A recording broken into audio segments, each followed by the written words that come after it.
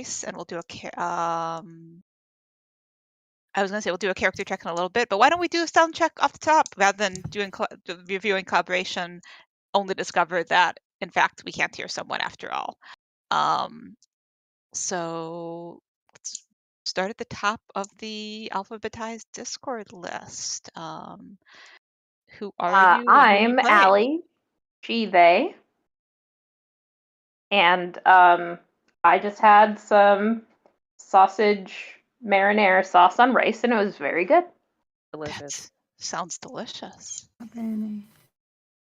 And who is your character in brief? Oh, I am playing Adamantia Feather Swallow, aka the Flytrap.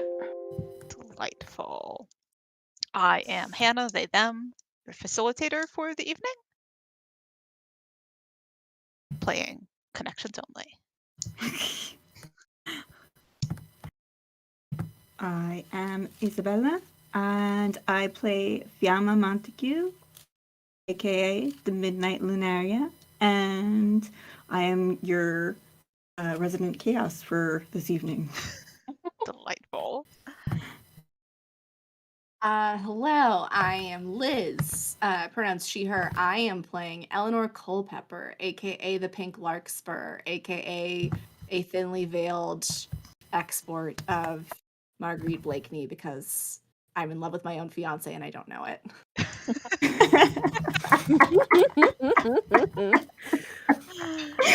Mission accomplished.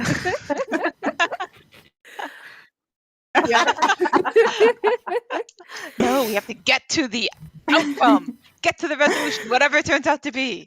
True, but I mean, technically, the desire lines up. I can't argue with this. True.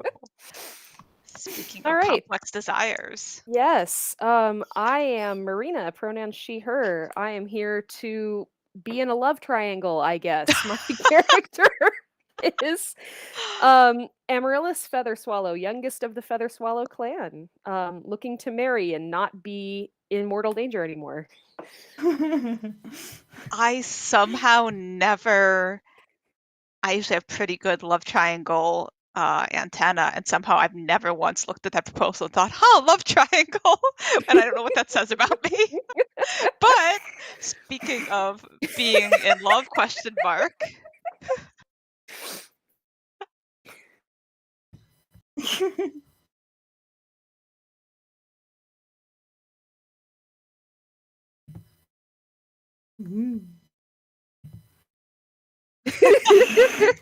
As are we all. Delightful. Thank you all. I am delighted to be able to hear your voices. Yeah, we will be playing a romantic comedy where the actions have consequences, but not like irrecoverable consequences. Historical accuracy is somewhat important. We're going to try to steer clear of robots and cell phones and get it right when it counts, but we're going to prioritize narrative flow over fact-finding. Gender is off, as is right and good. There is no hidden information. Our game will be avoiding the items on the safety tab, which I don't believe have changed since the last time. So anyone can please correct me if I am incorrect about that. But otherwise, I will say please just take a quick peek at the lines, veils, and ask first before we begin play. We will also be attempting to avoid angsty Batman types, where angst is the entire personality of a character or connection, although angst as 1 feat in a constellation of personality traits is acceptable. We will attempt to steer towards support for other characters achieving their goals insofar as their player wishes for them to, or not, as the case may be. We would love to see a tea party interrupted by squirrels and/or a duel, and/or dueling squirrels, I suppose. At least one chin tipped up by sword point, but there is no upper limit on that. We would like to see a hedge maze on a full moon at night with buried treasure at the center. We want to see a boat ride or a boat parade, which I guess is just multiple boat rides happening simultaneously. And we want that I am Spartacus moment. I believe that was relative to the the chain Yeah, of to black the- roses specifically? Yeah, to the chain of black roses where there have been a Delightful. bunch before her. I'm going to add that note real quick because otherwise I won't remember it 2 sessions from now. And we would like to see totally platonic, question mark, wound care. Mhm. Very platonic. Which it made sense Very, to word it that way at the time, but I'm now having second thoughts. But it is what it is. Does anyone have anything you would like to add to either avoidance or anti-avoidance? Avoidance or attraction, I guess, is what you call anti-avoidance. Can't think of anything. We'll probably come up with more ideas as we go. Absolutely. Mm-hmm. All right, then we will launch into play. We will be beginning with the rooftop phase, in which Hannah scrolls to the relevant page of their Good Society book. Yeah, so wow. Well, now we know what we have to top. Yeah, so in the rooftop phase, we will each have the opportunity to frame a scene or a vignette, and these should focus on the adventures and exploits of a major character's masked identity. So you can pursue any desire that you want in any phase that you want. You can pursue masked desires during novel chapters. You can pursue civilian desires during rooftop chapters. You can Things can get messy. I know that would be a surprise in a Good Society game, but it's possible. But especially entering this first rooftop phase, think masked identity and what your character would be doing in their flower themed life. And beyond that, it is effectively a chapter. So I guess it's sort of effectively a visitation question mark.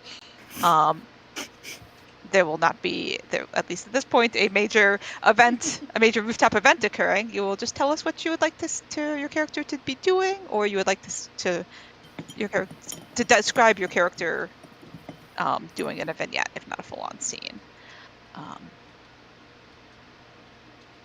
Yeah. So yeah, any thoughts, we'll just make a list of scenes we would like to see, and then Yes, I parse have on from there. thoughts. Let's hear it. Okay. So I would like the Scarlet Petal to send a message to her former partner, the Black Rose, via their former message drop-off site saying, "Hey, I know you hate me, but I need help and there's money in it for you." And then maybe run into Captain Sinclair on her way home. Captain Sinclair. Oh, there he is. Hello. Yeah, a drop site. Run into Captain Sinclair on her way home. Another random encounter after dark. Indeed. Delightful. What else would we like to see?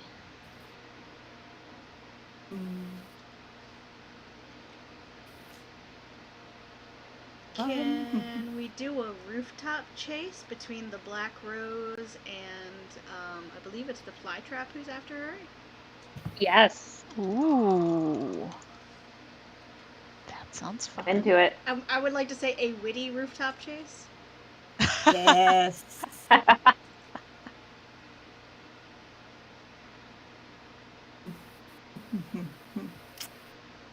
I'm also realizing that we normally start with the give us one detail go around. Certainly if people have ideas for framing scenes, please keep them coming. But if it will help to Yeah, I forgot that. Yeah. If it will help to sort of get thoughts flowing, why don't we each declare a detail that is true of the rooftop or the city in general. Town, it's a small town at night. There is a clock tower that is massive in scale to the point where if you were to go inside it, you could you could definitely recreate the scene at the end of The Great Mouse Detective where they're jumping around all the gears. Oh, Oh my Oh, god. Yeah. my gosh, I love that wow. Oh so my God. much. Incredible. The hands of the clock are large enough to support a person's weight. I like that this is just an aggressively large clock in this small I town. love that. Yes. Yep. Yes. Um,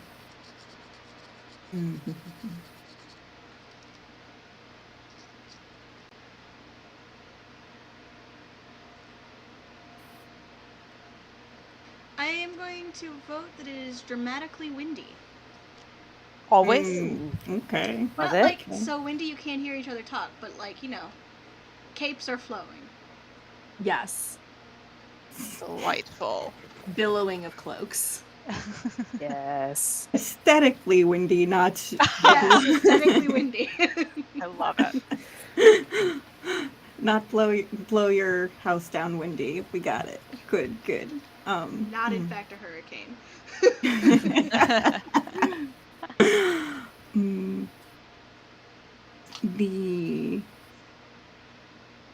There's a part of town that's growing, and it has all the construction scaffolding going on, Ooh. and there's the chains and the ropes and the billowing tarp, the canvases that people put up and stuff like that.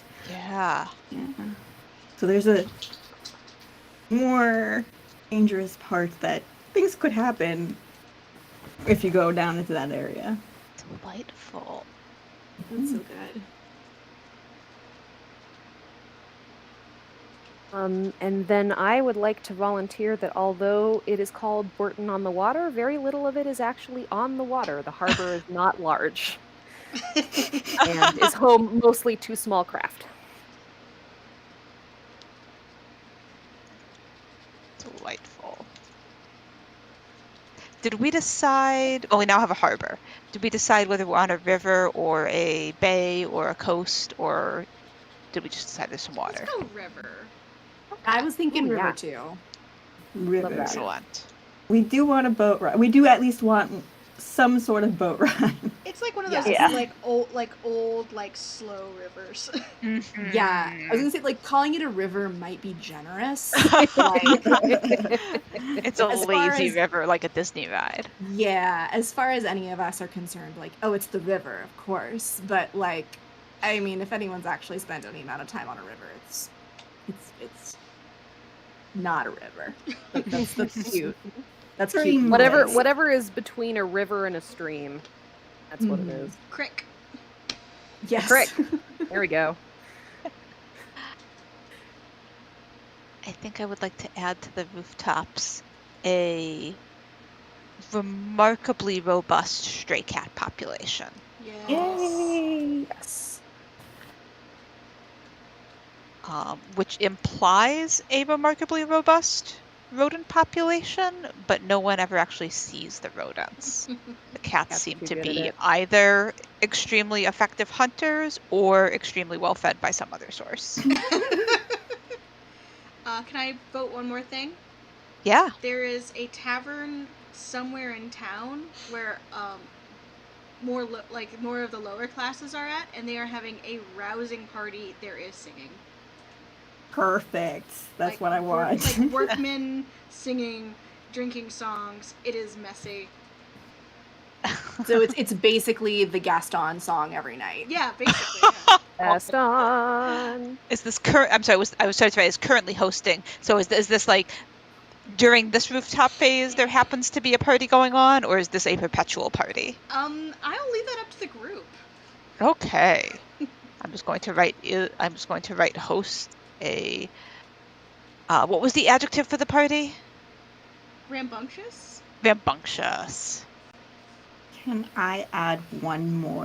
If everyone's Absolutely. cool with it. There's like some kind of bit of shenanigans, maybe gambling if everybody's cool with it. Down at the where the rigs and stuff are over in the places that it's being developed. Oh Ooh. yeah. You know. Good gambling den Yes. in an under construction That's the building. word. I was like, what is the word I'm looking for? I Delightful. don't know.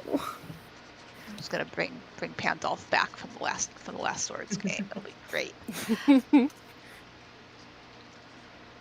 Any? Oh no, now I'm realizing that this is several great. I guess not technically the last good study games that I have played a remarkable number of characters who are gamblers, either literally or very much in spirit. And I don't want to think about that too much. Anyone else have any details that you would like to add or share, or shall we move back to? Shall I throw the list into the chat and we'll move back to a scene list. Hearing no strong preference, here are your details. The format didn't quite hold up. So we have 2 scenes so far. Would anyone else like to put a scene on the list, or shall we start with these 2 and see where we end? We'll see where we land after that. I need a brain to work this out, but I'd like to have a run-in for the Midnight Lunaria early with my dear Caristos. Whether that's being seedy or not, I don't know. I don't know. He could do anything, and then have to go to Adelasia. I don't know who else I can fight though. Like that's what I'm like. I'm here for the fun and the thrills. Ooh, at the gambling den. Maybe I set myself up without even realizing it. So I've run in between Midnight Lunaria and Aristos, and then heading off to meet Adelasia at the gambling den, or did you want to run in at the gambling den and then head off to? I'm going to let that surprise come from. All right, play to find out. Play to find out. We'll get there when we get there. Delightful.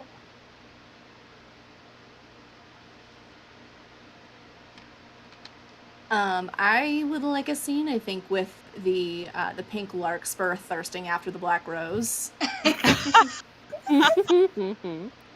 All right.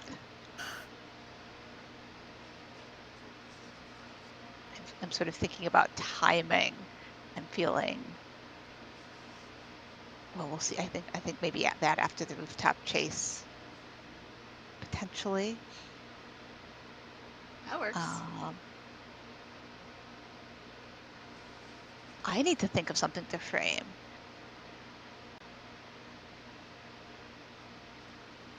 Here's what we have so far. Shall we? I need to figure out a formatting that is going to translate to better than the Google Doc bullets are, because that's not working. A little bit better. Okay. Shall we start with a couple of these, and then those of us who have not yet framed scenes will can add as we go? Any strong feelings about order?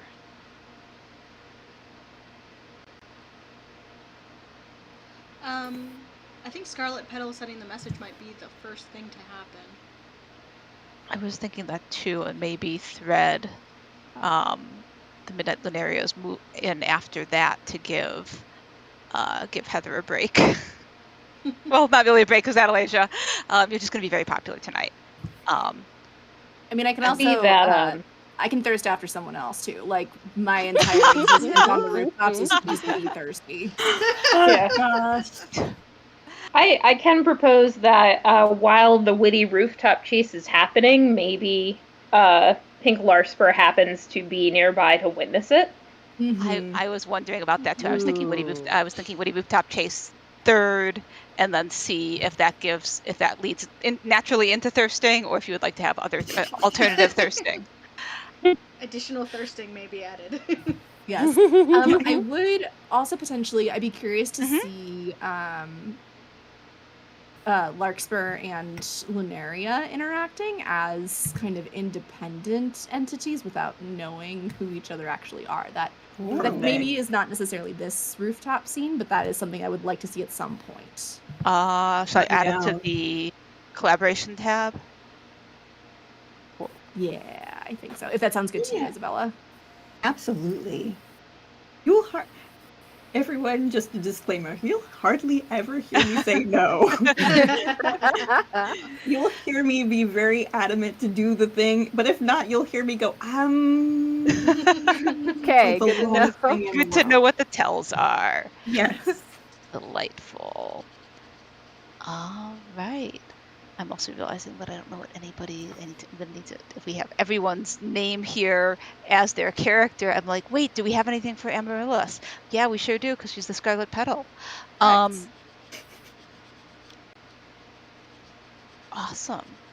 So This is shall we? what happens when you all have secret identities. That's fine. We'll be fluent by the end of the evening. Oh yeah. All right. So I think it sounds like we're starting with the Scarlet Petal, sending her visiting to the drop site, Okay. and then potentially running Fantastic. to Captain Sinclair. So take it Yes. away, Scarlet Petal. Perfect. Okay, so Scarlet Petal is not very subtly dressed in a dark red calf length dress, I guess. It's a little shorter than would be proper at the time, just for moving. And a capelet that comes down to her elbows, and then a cap and mask that go with the whole ensemble. And she's also wearing gloves. So she sneaks around the rooftops, looking around, making sure no one's following her. Everyone in the streets seem to be busy, like going out to pubs and such. This is the time of evening when she likes to move around the most because people aren't looking up, they're looking around them. She makes it to the drop-off site that she and the Black Rose used to use, and after rereading the note that she has written, leaves it in the concealed spot and whisks away back to the street. And the drop site happens to be near the pub where she first ran into Captain Sinclair. And she looks at it as she passes, thinking about how they've run into each other several times. A little distracted because she's wondering how the Black Rose is going to receive her note, and whether it will be taken as an olive branch or whether it will be taken as an invitation to confrontation. Just not being as careful as she would normally be, but still trying to keep to the shadows as much as possible so she can get back home. If that's the case, the captain is sitting outside one of the places you are sneaking past. If that's good, Great. smoking a pipe, and in the flint of his match, it illuminates you just enough that it startles him and stops you. Kind of like this is not my day, not today, please, no. I don't know what else is going to happen, but not today. The Scarlet Petal, realizing that she's been spotted, lifts a hand. Apologies, good sir. I did not mean to startle you.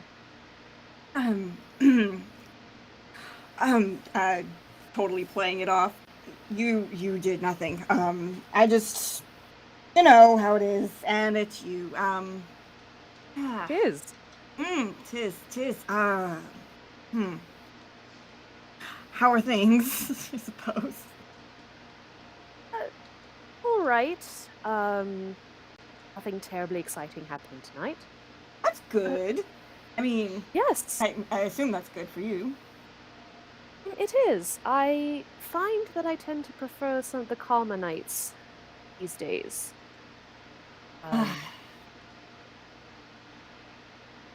What about you? You seemed lost in thought. I was a bit lost in thoughts. Until, the night lit up and there you were. There I Like am. always, yes. I There you wouldn't are. say always, or really that it's intentional. But it Are you is saying you're always. intentionally here?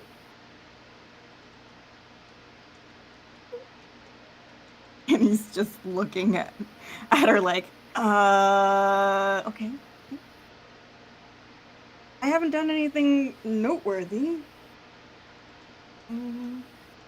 Hmm. Hmm. Oh, is that a good sign for you? I hope.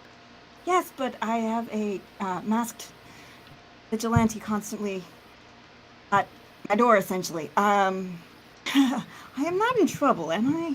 No, of course not. Okay, good. As I said, I didn't mean to startle you. I was actually hoping just to pass by, but since I am here, Hmm. um, what were you thinking about just now?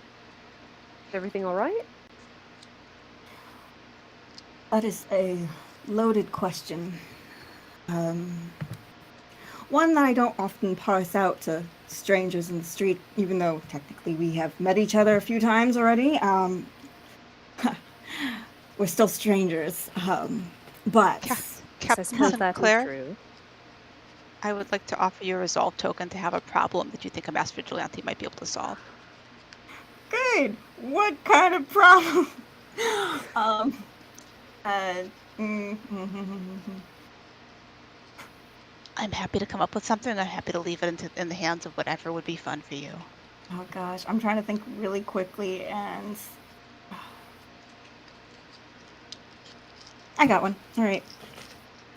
As long as this is all good with everybody else, he's gonna come up with an idea of missing subordinate, one of his cadets, gone missing completely, and he just needs to know if it's a money problem or anything like that. So I'm gonna go into that. Yes, fantastic. I love that. All right, awesome. Well, all right. Since you're here, I might have a bit of quandary myself. A young lad, about he may be about your age, maybe a little younger. Not saying that I'm much older than you, but he She just seems to have smiles. uh, seems to have and now the captain is stumbling over words for obvious reasons and maybe blushing a little. He hasn't reported for duty. I don't think he's gone AWOL. That would be might have a problem, obviously, but Of course. I need you to go look into it if you don't mind. Um, of course, I would be happy to see what I can find out. What is the young man's name? His name is Marcus Sewell. Young chap, blonde hair, blue eyes. Can't miss him. That's why it's very unsettling that we haven't seen him at all.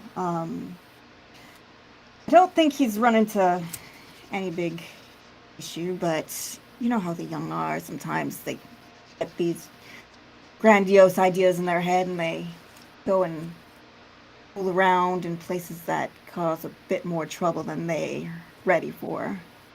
Know what I Was that mean? a hint, Captain? She says with a smirk. That's what I got. All right. That's my assumption. I suppose it could be a hint. Otherwise, I'd have gone looking for him there myself. Yeah, Allie, what token would you like to offer? And this might already be what was in the works, but I'd like to offer that Marcus was last seen or last heard of going to check out the gambling dens. Ooh, okay. I think that works. Who gets that resolve token? I was just thinking that Yeah. feels less like something that's necessarily bad for anyone, unless they feel like they have a stake in the gambling dens not being a place where Oh someone yeah. might have gone missing. It might be more just something that we can stipulate to, if that makes sense, to Makes sense. Captain Sinclair. Makes sense to me. So delightful. Keep Okay. your resolve token and Yeah, that works. Had he any habits that were concerning in recent days? Well, he tended to get a little antsy in lineup, but I mean, it could have been anything. It could have been nothing.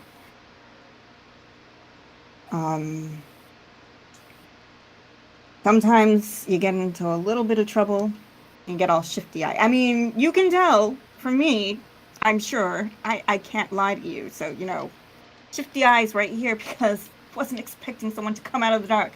But I mean, it does seem that you are quite incapable of lying intentionally, Captain Sinclair. yeah, no, I can't. Not around you. And I'm finding that a big problem. But that's what I got. Just shifty behavior over the last few days. Shifty eyes. He reported for duty up until the last few days, and that's the big alarm, though. He's been a good kid this entire time. I don't think he'd just fall off the face of the planet for nothing. You know what I'm saying? Right. No, I assume that if you've been working with him for quite a while, you would know that this is unusual behavior. And where does anyone know where he was last seen and when? The last I know of it was in the barracks, but that's the last time I saw him. I've heard that he was around town over by what one of the other ensigns has said, over by the construction area. Ah, That's all I know. That's all I got. all right. I will start there. If you don't mind my going by the barracks, just to see if there's anything I can find. I would never dream of doing something so bold without your permission. And then I will head in that area and see if I can find any clues for you. I do hope he's all right, but I will do my best to get to the bottom of it. And the captain looks surprisingly pleased, like, well, that went better than I thought it was gonna go. All right. Thank you. Of course. You know where to find me. I do. All right. I'll be off then, unless there's anything else you think I might need to know for this endeavor. And he's thinking over 1,000 things at once and going, is there anything? And just says, no, that is all. Right. I will take my leave of you, Captain. I hope you have as enjoyable as evening as you can, considering that one of your reports has not been seen for a while. Thank you. You stay safe. I shall. And she turns a little bit dramatically so that her cape has maximum dramatic effect, and then skips off into the darkness. I'm glad I didn't say maximum floofage because I mean, it's a capelet, so maybe it's more floof than swish, but she does her best. It's delightful. The captain thinks it's delightful. That was the goal. He's just standing there like, all right. oh, buddy. Storming the castle, but also like that little sigh upon his face, like, right. That's a thing that happens in this town. Very good. All right.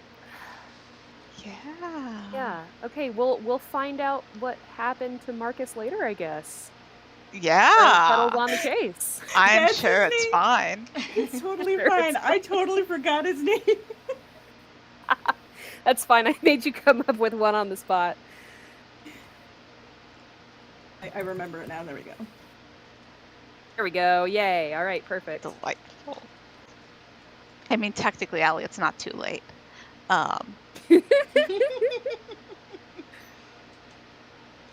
as the Scarlet Petal heads on her way. And Captain Sinclair perhaps thinks about some things or doesn't very consciously. I don't know what he's up to. Would we like to see the rooftop chase next, or would we like to see the Midnight Lunaria next? I'm all down for a rooftop chase. Let's do it. Let's give Delightful. Isabella a little break. All right. Yeah. I think Heather, I will let you take point because I feel like it would be adamantia to kind of like appear in the middle and be like, "You've fallen into my trap," but that's not her point. It is now. Please let that be. You're committed to that for the next 4 sessions. I'm actually going to roll my high variance d20 to see what kind of shenanigans the Black Rose is up to. Whether it's interesting, like, thoughtful shenanigans, or if it's, you dumb fuck, you are an absolute noob shenanigans. Do you have a shenanigans table? I mean, it's a high variance d20, so, like, it's Excellent. either very high or very low. Ooh. So she's probably caught, just leaving a house that she has broken into to recover some blackmail paperwork. Something that would be really useful. And I believe that, honestly, it seems very, very appropriate that the flytrap was just, like, doing rounds and sees her climbing out a window. Yeah. All right, then, yeah, and I think we're about to probably head into some Daring Deeds resolution, so I will do a little scene setting that, yeah, as this was happening, the flytrap, who, despite the colorful plant she's named after, is definitely dressed all in black, and maybe there's, like, a little bit of color, like a little hint of red on her lapel, but that's it. Yeah. And she's doing her patrol, and she looks up and can almost not believe that this outlaw who has been plaguing her as of late is right there.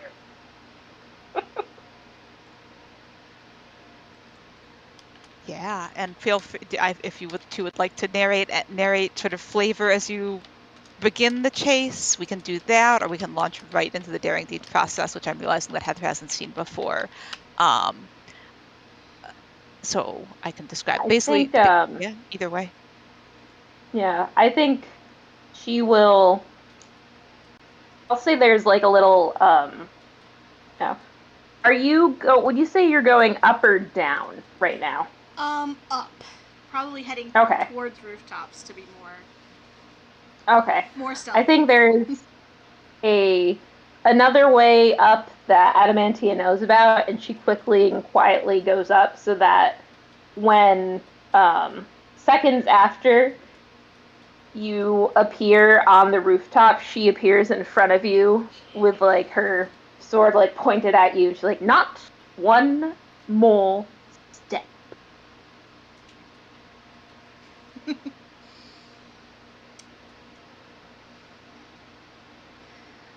Good evening.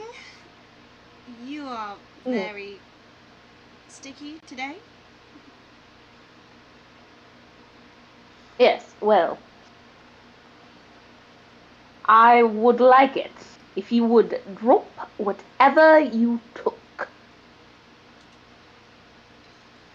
I would like it if you just went down to that tavern down the road and just started drinking a very rousing drinking song. Oh, you would like that, wouldn't you? Very much so. Yes. I expected nothing less. And she takes a step forward so that it's a slight chin tilt up with the tip of her sharp blade. Yep. I'm quite disappointed in you, actually. I expected more from someone who's plagued our streets so much to be caught so easily. Bold of you to think I am caught. What was that? Bold of you to think I am caught. Yes. I don't see how you could escape this unless you would like your throat cut. I believe it is time for a nice little fancy pull out a parrying dagger and a sword and start sword fighting. I think so. Delightful. That will take us into our Daring Deeds process. But Heather, I saw that you had missed forgotten to describe the Black Rose costume. So if you'd like to describe as you begin, yes, what we are seeing. So first of all, I will drop a somewhat of a picture, boom, into the Discord. Ooh. Very monochromatic sword fight. Yeah. So she is wearing a men's highwayman's coat to kind of hide the fact that she is in fact maybe not the gender that she was a couple years ago. Kind of a low hat, a bandana over her face to kind of cover the lower half of her face. A few red curls escape underneath her hat, so a little bit of a hint there. And the bottom of her highwayman's coat is cut into a petal-like design, so it looks like rose petals coming out. Fabulous. And of course it billows dramatically as it should. Of course, especially in this aesthetic wind. Yes. Oh, right. Thank you. So there is a Daring Deeds resolution process tab for anyone who likes to see things versus just hearing them. Yes. This process kicks in when conflict involves two or more major characters who want to get their way, and or a connection or major character who has both a stake in the conflict and the ability to interfere. In this case, it seems that we have a fairly clear conflict between two major characters. Are there any other connections or major characters who have both a stake in the conflict and the ability to interfere at this point in time? I don't think I'm seeing anyone, but I think the only one would be Pink Larkspur if she was feeling like jumping in. Yeah, I think she probably may come on the scene like midway through, but I don't think she has any interest in the actual outcome of the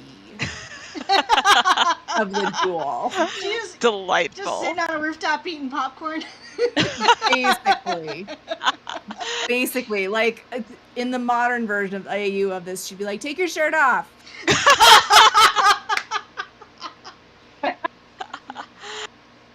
Okay. Just kiss. So how about? So I guess we get to state our ideal outcome. Yes. So we would like the ideal outcome from each, and this is Heather's ideal outcome and Allie's ideal outcome. What you would like as a player, not necessarily what your character would like. So I would like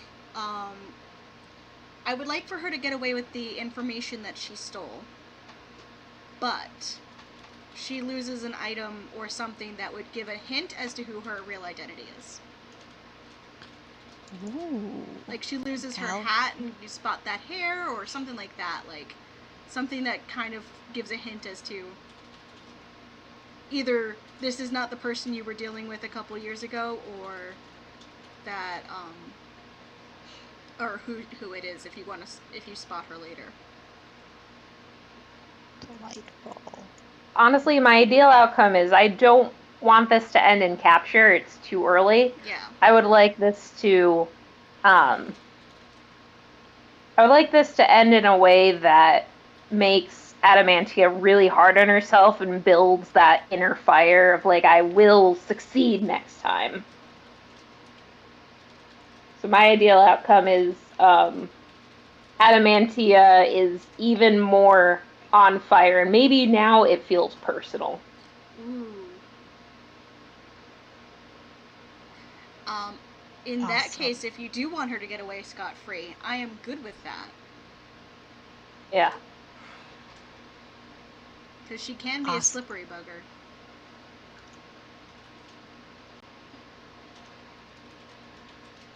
I'm just making a note so that I can remember when it gets to the question phase, what questions I'm trying to steer us towards.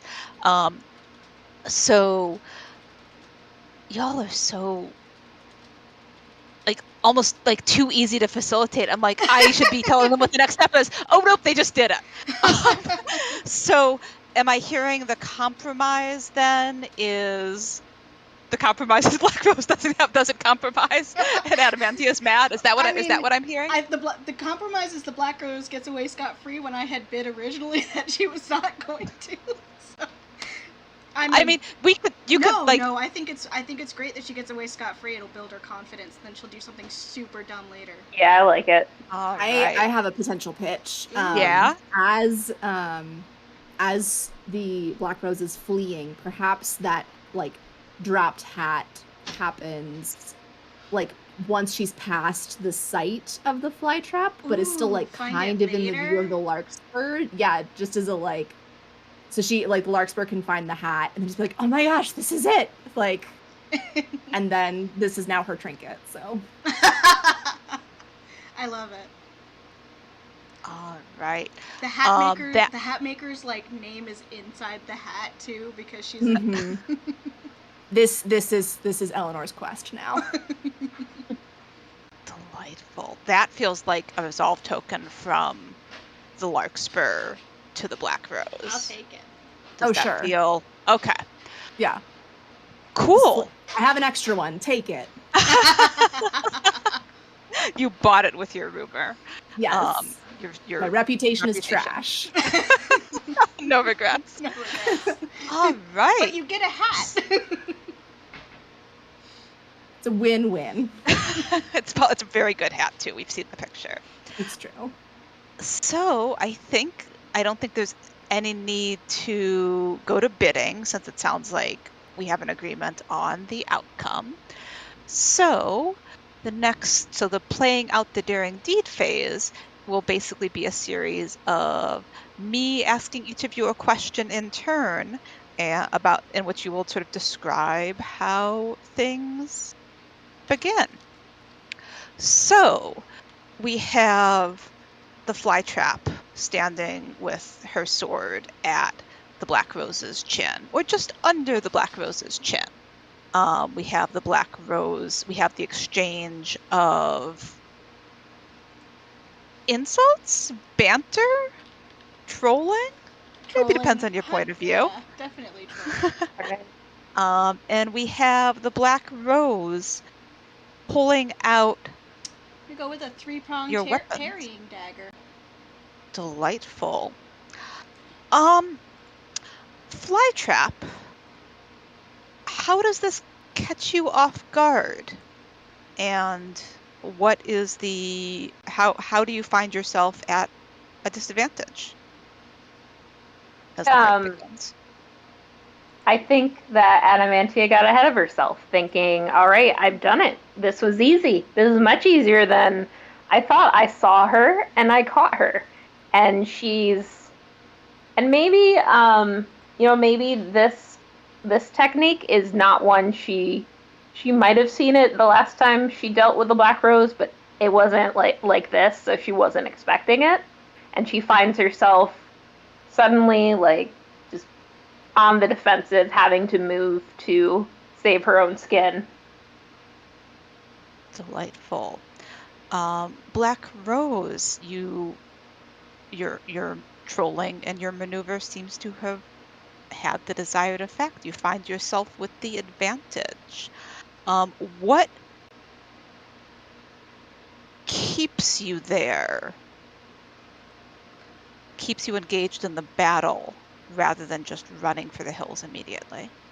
I think there's a little bit of like I have to look good enough that I pass off as my mentor. But also I kind of want to like pin her down but not kill her because I know that she's actually a pretty good person. Like she's in my way a lot, but she's not my mark. Delightful. Flytrap, you are fighting on the rooftops with your quarry. who both is right there in front of you and also has, I don't know, you can decide for yourself amongst yourselves what you do and don't know about what she has. How is that? Where is your attention? Are you focused on the Black Rose? Are you concerned about getting back what she's taken? What is the important thing here to you?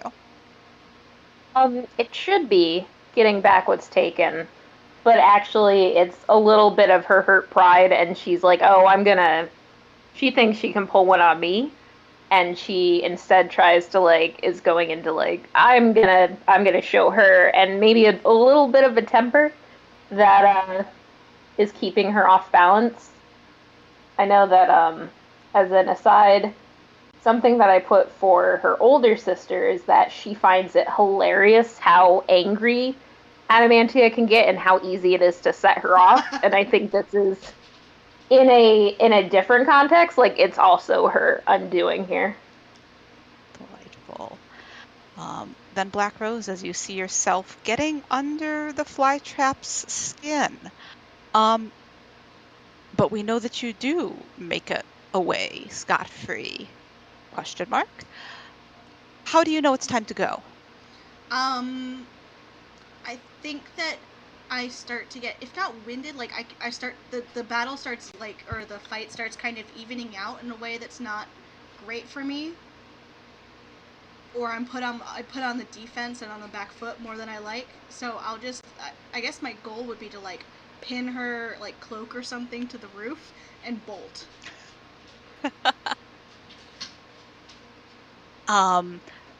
Flytrap, are you open to having your cloak pinned to the roof, or would you like to suggest a counter for the... No, I like it because then I have this cool blade, and maybe that becomes part of my investigation. Yeah. Ooh.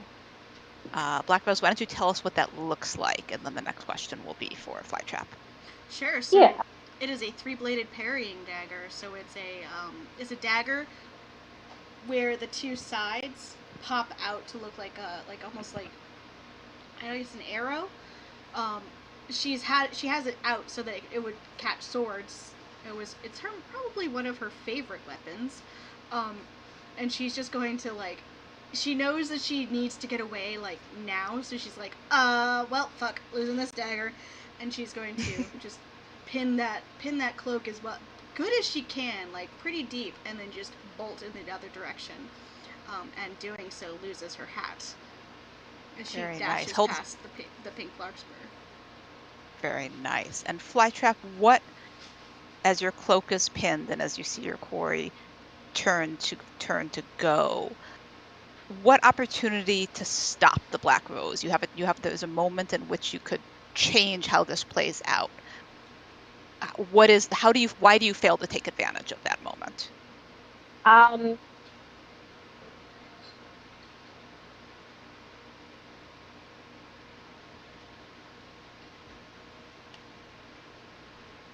think I failed to take advantage of the moment.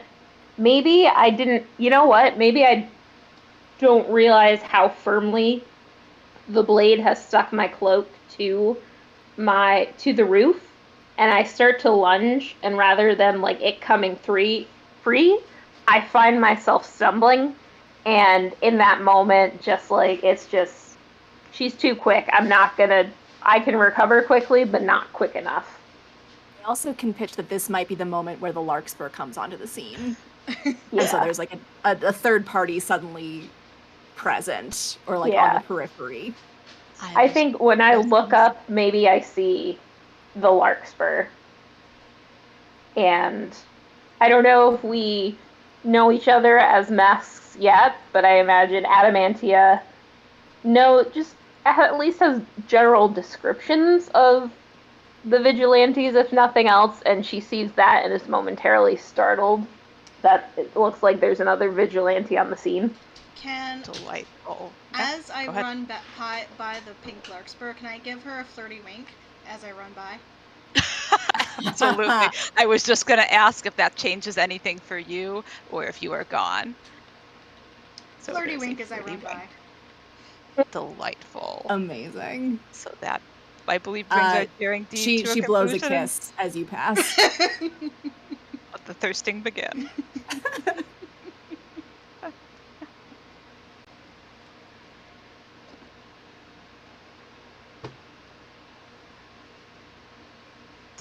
Delightful. So assuming that the Black Rose has departed at this point, Oh, yes. Yeah. I will first pause to allow for description opportunity. So the pink larkspur is like, she's dressed in kind of like men's garb, but like similar concept of like, you know, it's more efficient to run around rooftops in, like it's a little more risque than just like being in a dress. So she's wearing a just a blouse vest combo that looks very similar to this grouping, except it's a deep like a crimson vest color, and the cut is lower to reveal more of her décolletage. She also is wearing a magnificent hat with a gaudy feather in it, which looks, let me find it. Let's see if that image, yes. It looks very much like this one, except it also is this bright crimson that matches the vest and the cravat. And she kind of like picks up the hat of the rose, as you know, as she has abandoned it, and looks up at the fly trap and just kind of smirks, and is just like, "You look like you could use some help." Lots. I do hope that you're not in league with that criminal. Well, what are you doing on the rooftops in a mask? Aren't you a bit of a criminal yourself? I beg your pardon. Well, did you get permission to be on the rooftop? Wouldn't you like to know, did you? Of course not. That means you didn't either. You may assume as you wish, but the question still stands. I hope that you do not get entangled with that ne'er-do-well. And the smirk intensifies, and she reaches down to collect the dagger and like pulls it out in one swift movement. It's like, "I will get entangled with whomever I like, thank you very much," and winks and returns the dagger. She takes the dagger, kind of snatches it without harming either of them, stuffs it into one of her utility pouches, kind of like straightens her lapels, her cuffs. I knew that you would trouble one day, but as you have yet to cause any real harm, I shall endeavor to give you the benefit of the doubt. Oh, that's ever so generous of you, ma'am. I deeply appreciate it. You should. Now, if I were you, I would stay out of the way when things like this are happening. Oh, was I the reason why you were so aggressively beaten in that engagement? I mean, she's so, like, she can't speak for a moment. She's like, listen, you do not understand the gravity of the situation. Look, I think. Look, if you know a place we can go, just let me know what makes sense for us. I beg your pardon? Just saying. You seem to have been a bit distracted. And is, like, very cheerfully grinning. No, that was not my intent. I would never. I am a gentlewoman. Oh, who isn't up on the rooftops these days? Aren't we all? Yes. I of course, as for the moment, we are, of course, colleagues of a sort, so I would never. And I assure you it was not your doing, that rapscallion having the better of me, and she will not do it again, I can assure you. She kind of pouts a little bit and she's like, oh, well, if you really weren't distracted, I suppose I'll have to try harder next time. You would be best served helping others, as that is the best reason to don that pretty little mask of yours. Oh, I'm very good at helping, my dear. It's a very specific type of help that I do. Yes. Well, I must, that vagabond, the Black Rose, has absconded with something of this residence below, and I must find out what it is. If you do see her, let me know, and yes, yes. Well, and good evening, Ms. Good evening. Larkspur. I will be very certain to describe how flattering your cloak is this evening. Yes. Well, and Amandia kind of like squares her shoulders and turns around and walks as primly and as straight-backed as she can to the ladder that she used to get up. She does not do the Batman disappear. You can see her when she's leaving. Yep. And Larkspur watches her go and is like, I think you'd be very flattering in green also.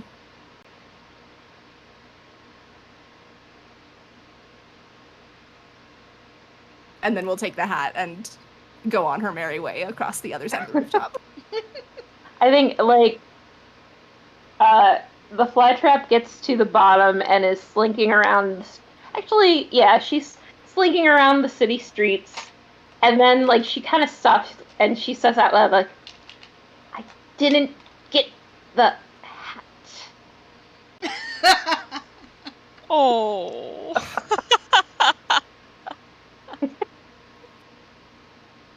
Oh, good work, team. Delightful. Anything else we want from that scene, from any of the directions? I'm delighted. Yeah, I'm good.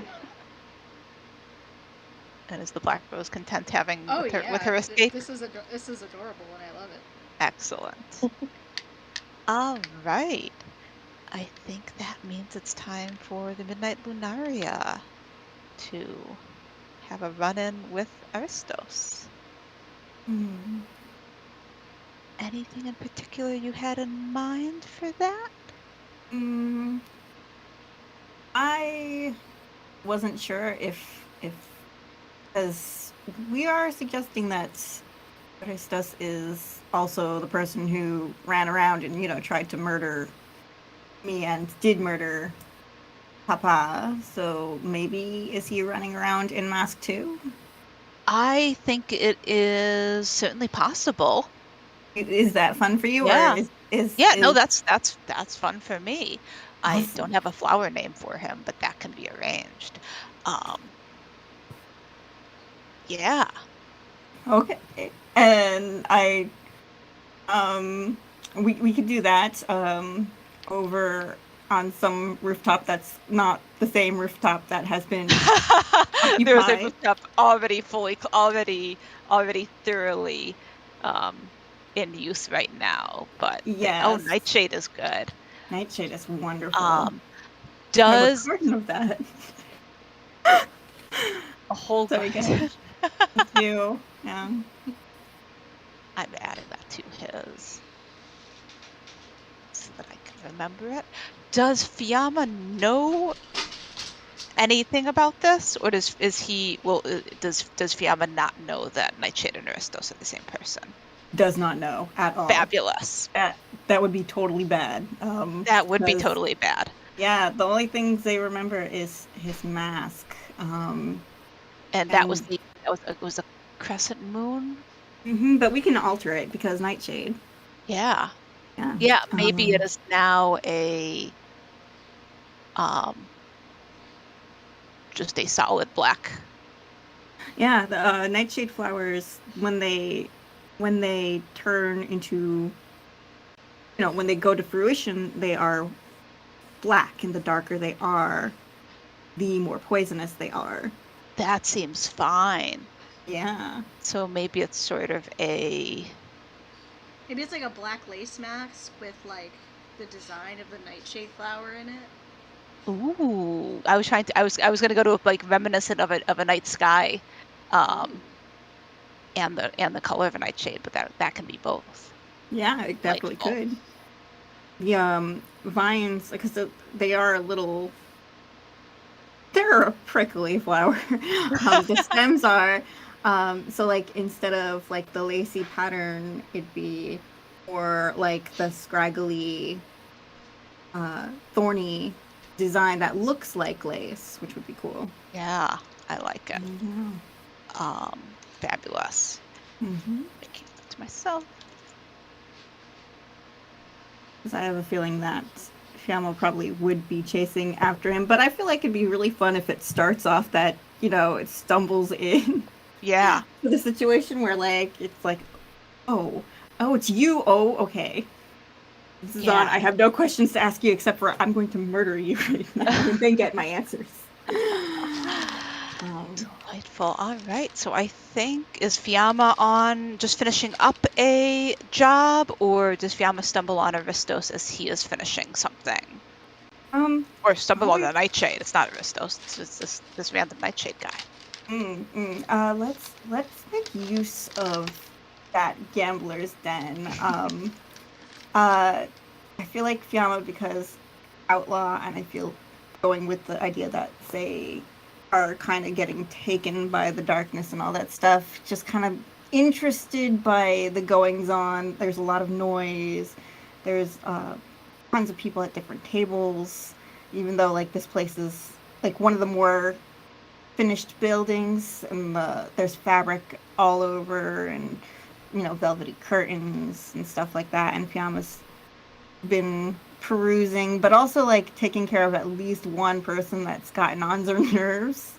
So maybe someone has a twisted arm. Their outfit is, their hair is completely up, to keep it from getting grabbed easily by anyone. Their skirts, though, they have layers and layers and layers of almost chiffon-y fabric that, though the underskirt is almost a black, it's a gray. The rest of the colors are almost a little iridescent on that shimmery gray fabric, and there's slits going through different parts of the fabric so they can kick high and won't get impeded by tight skirts or anything like that. And they're wearing a Spencer jacket that's military style, and a high collar, like it's split open at the chest for a little bit of decolletage. And their mask is mostly like stars. It looks like stars all over their mask. Oh, that's fun. Yeah, there we go.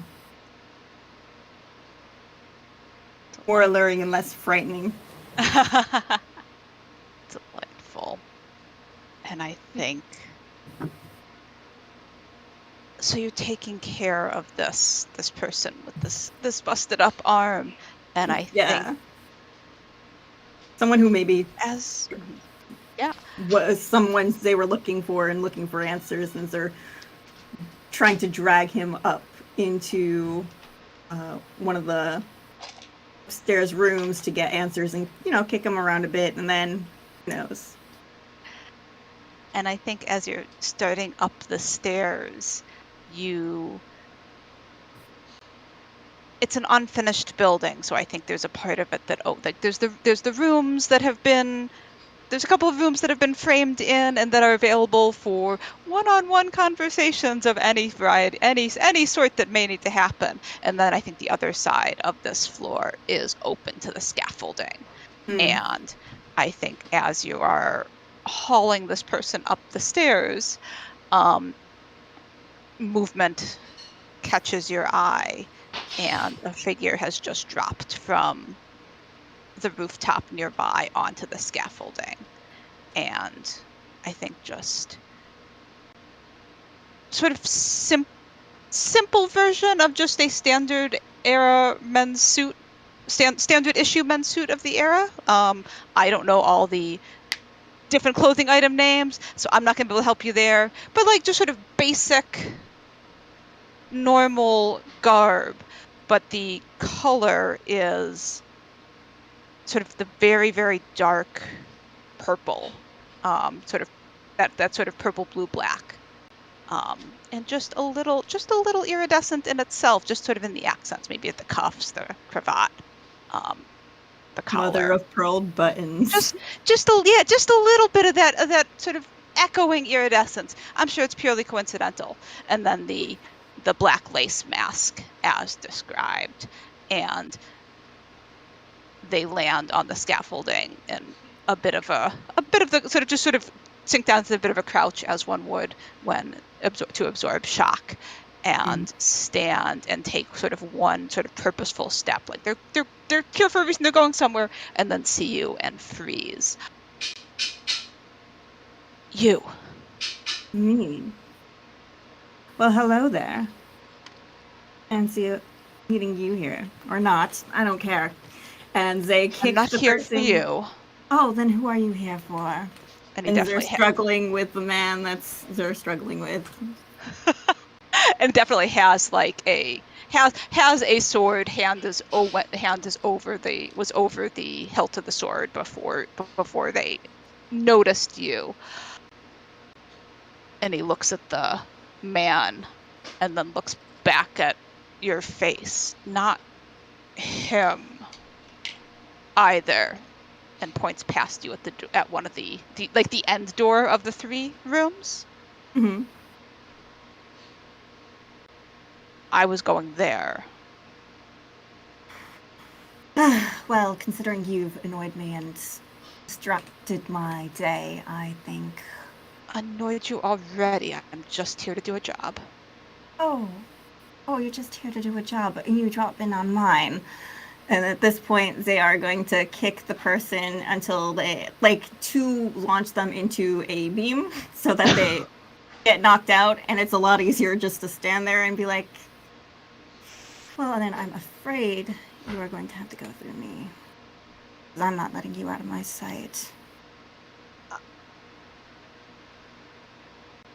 And he sort of looks, tilts his head, looks at the door,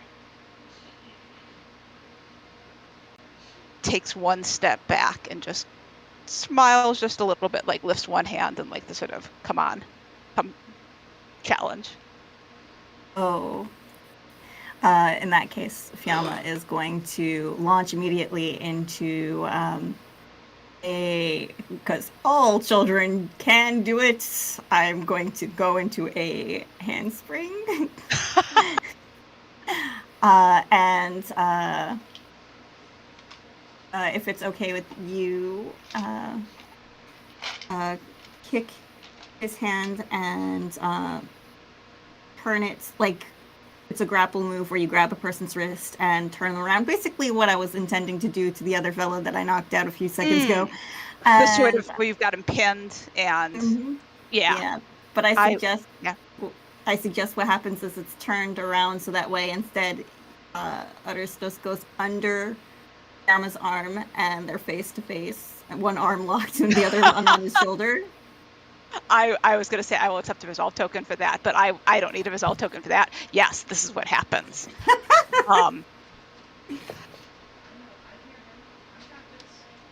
And I think he just stares at you. Freezes a little bit, but not tense, just frozen. bit speechless tonight, aren't you? Don't remember you saying anything much anyway. And again, He would like to try to stomp on your foot with his heel, just enough to break spin free. Would offer you a resolve token for that. no, that's fine. That's fine. If you're okay with in the turn, they kick him in the butt, so he goes farther than he intended. If you're okay with that, but I can offer Yeah. a resolve token for that too. Yeah, no, that's fine. Yeah. Towards the room where he was trying to get to, or away from it? That's up for you to decide. Because if he's going backwards, Fiamma was facing him, and the back was behind her. And when they turned, it was only like they basically essentially stayed in place. So it's up to you. You can decide that. I think he would like to go towards the room that he Okay. was supposed to go into. Okay. And yeah, Go ahead. would like to sort of undignified stumble stagger. Sort of has to scramble to not immediately trip over the person that you had kicked or knocked out. And sort of regains his feet, spins back to face you. Would like to draw his sword and salute you with it. Oh, okay. In this case, Fiamma takes out a stiletto blade. There were some in Regency era, and I'm going to toss it at him without warning. Like, if they're not waiting, they don't care. And you can absolutely block it. That's the blade. Italian Regency stiletto. Oh, interesting. Okay. Yeah, he just knocks it away. I think would like to knock it over the edge of the scaffolding, so it will clatter to the street below. If that's okay with you? Yeah, absolutely. And then I think his expression goes more serious. And he's. Oh, go ahead. I was just gonna say, oh, did you think I didn't have bite? No, I knew that. If I wanted you dead, I would have taken care of that years ago. Oh. So he does remember. He would like to salute you with his sword, and then he would like to duck into the room and carry on with his mission. But we can also throw this to a daring deeds if someone else would like to handle that. If you would like to escalate. Either way is fine by me. I think I would like to escalate, but okay. The outcome I do want Fiamma to get injured. I want to equally injure him, that they both have to like give up and run away. Like that's the outcome. It's not like a serious injury, but one that like puts them both at a disadvantage, that might end up with Fiamma going over one of the openings onto the street below. Not dead, obviously, but just really, really banged up and really angry. Delightful. And Hannah's ideal outcome is for Isabella to get 0 idea outcome. So ideal outcome. So I still want you to run and be able to get what you want to. I want you to be able to get into that room, and that works out. Oh, that's right. Better for me. I do want that. Yes. Yes. I would like that whatever you want, and I would like Aristos to duck into that room and not be seen coming out of it, and also the person who was in that room is now gone. Perfect. I'm down for that. So what I am hearing is mutual injury that is more than just a couple of scuffs, but not anything fatal or like extremely serious. I think that I could go to Adelasia for later. So just like licking some wounds, able to limp away, that kind of thing. And Nightshade gets into the room he's trying for, is not seen coming out of it. Anything else missing from that? The Not me. disappearance of some of the person who was in the room as well. Okay. Yeah. Disappearances, and they are. Oh, the one who's in the room currently that they had previously like conked out. Okay. Yep. Yeah. Nightshade was here to do a kidnapping, so he would like to succeed. He would Oh. like to succeed in that kidnapping. Wonderful. It's Thank fine. you. It's totally fine. Delightful. Gets his hostage. Great. Okay. So as Nightshade is turning towards the door, Lunaria, what vulnerability do you see in his approach that allows you to escalate? Well, I think the fool really did try to salute and leave. So, I mean, if that's okay with Hannah. Yeah. No, he All sure right. did. All right, and they just immediately launch, running up a small beam that was elevated on the floor and bringing their knees crash into his back. Like they leap and collide. It's not gonna hurt enough that it's gonna make, poor Utterstus like dead or anything, just really sore. And force, what if we tumble to the floor and someone lands on top of the other? That seems inevitable on this very narrow scaffolding where we don't want to go tumbling off, do we? Yet. No, we don't. Delightful. Who ends up on top of who?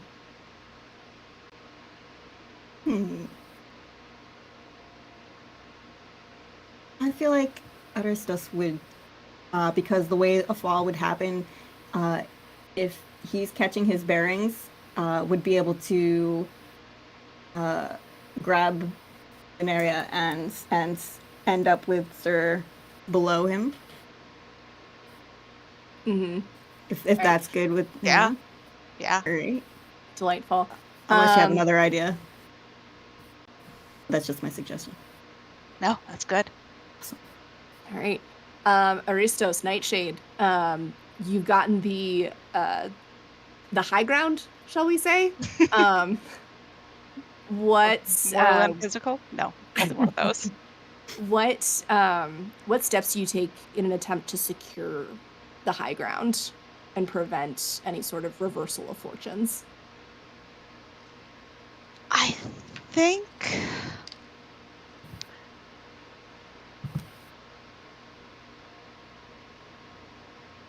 so. I think he dropped the sword. He dropped his sword in this collision. Maybe sort of, and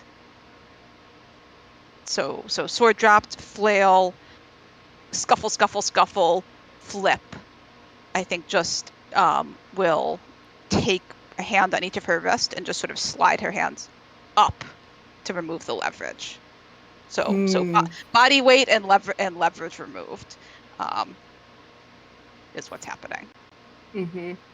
And then I think kicks would like to attempt to kick her sword over the edge along with the stiletto, which is already. You'll have to disarm it. She still has it. Okay. Yeah, because I never took it out. And that can't happen. So there's a little thing that doesn't quite go anywhere. But yes, pure body weight and attempting to remove her ability to easily push herself up or otherwise, or punch me in the face, which could also happen at any moment. Which gives me excellent leverage, actually. Good. If you're ready for this. Speaking of leverage, Lunaria, you're in kind of a precarious position. What do you do to reverse your fortunes? How close are we, Hannah? How close is Nightshade? Oh, real close. Real close? Like faces? Yeah. I mean, maybe 8 inches? Like close. Close. Well within danger range. What if it's not the danger you think it is? It's probably not. I'm going to find out which one it is. All right. How do you feel to, first off, do you have anything to say to Lunaria? if there is a pause in this position, I think he just stares at her for a few moments, kind of trying to figure out what just happened. Right. And then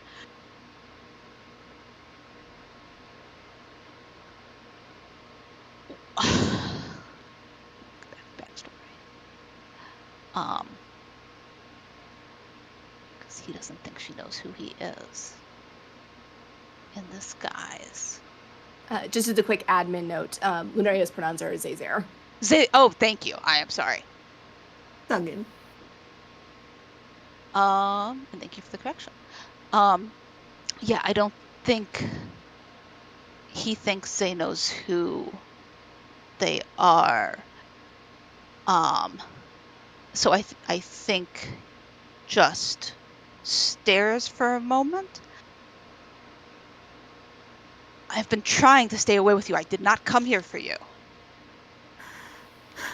Well, that's interesting considering you have me on my back right now. And if you're okay with it, Hannah, Lunaria's gonna kiss Nightshade.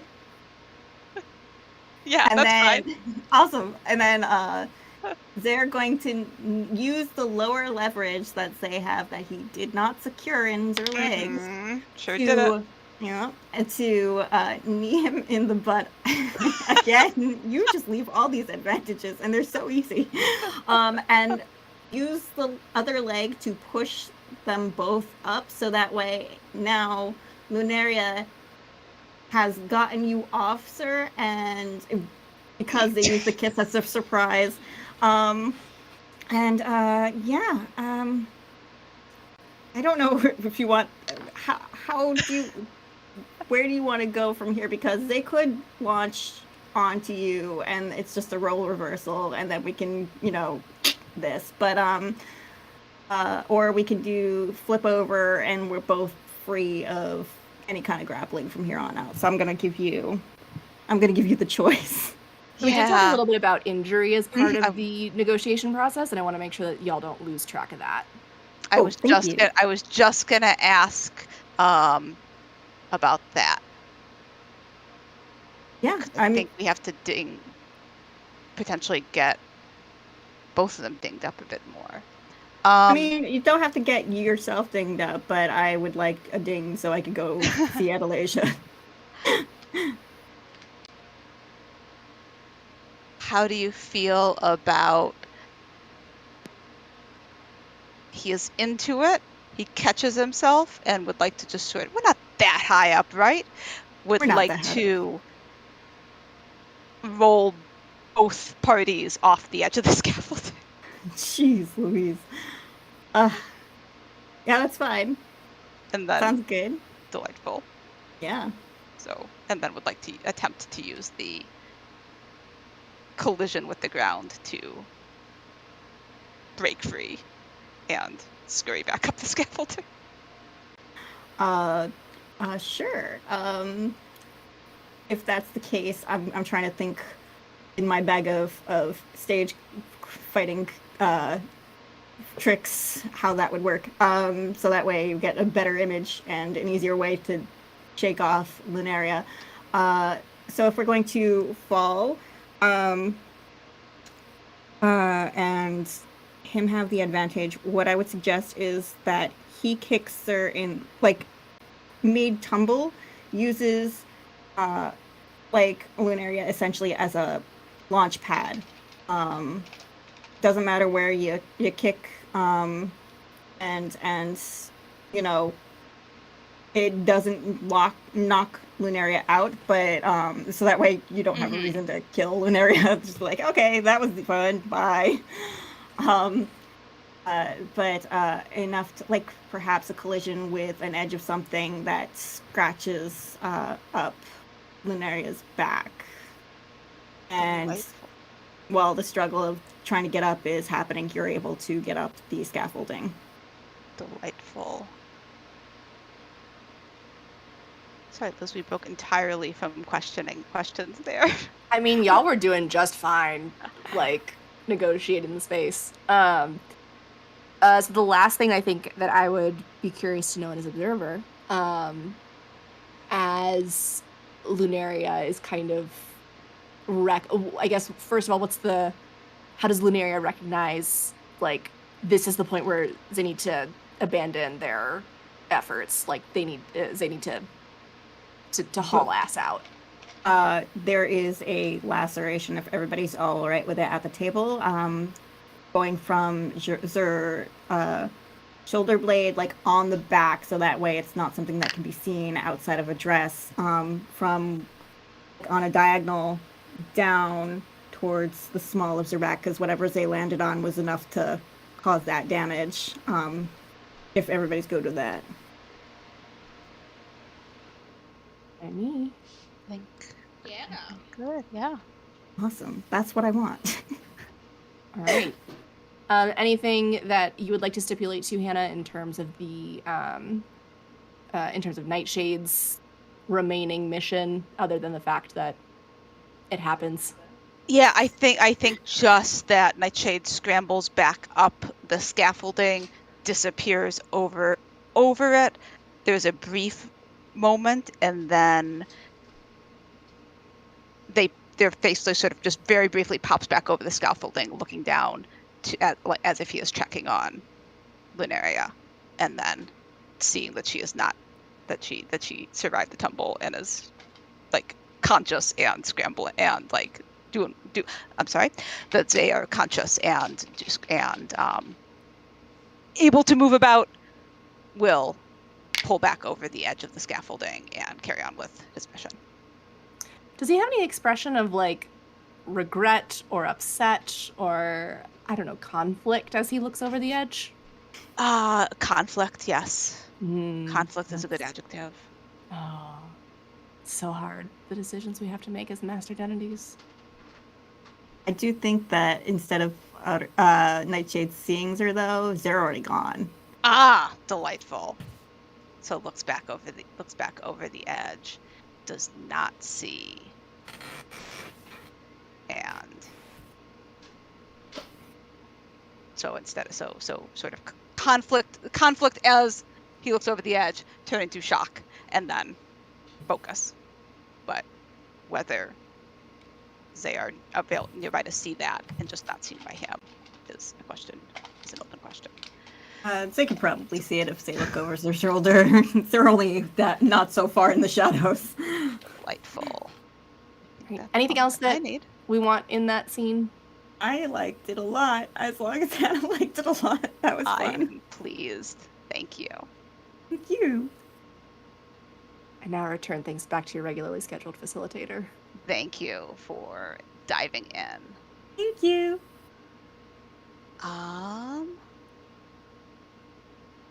Let's put a pin in Adelasia for a moment.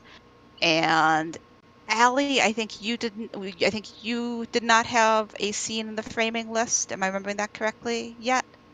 Yeah, I think I had gotten just very excited about the rooftop chase.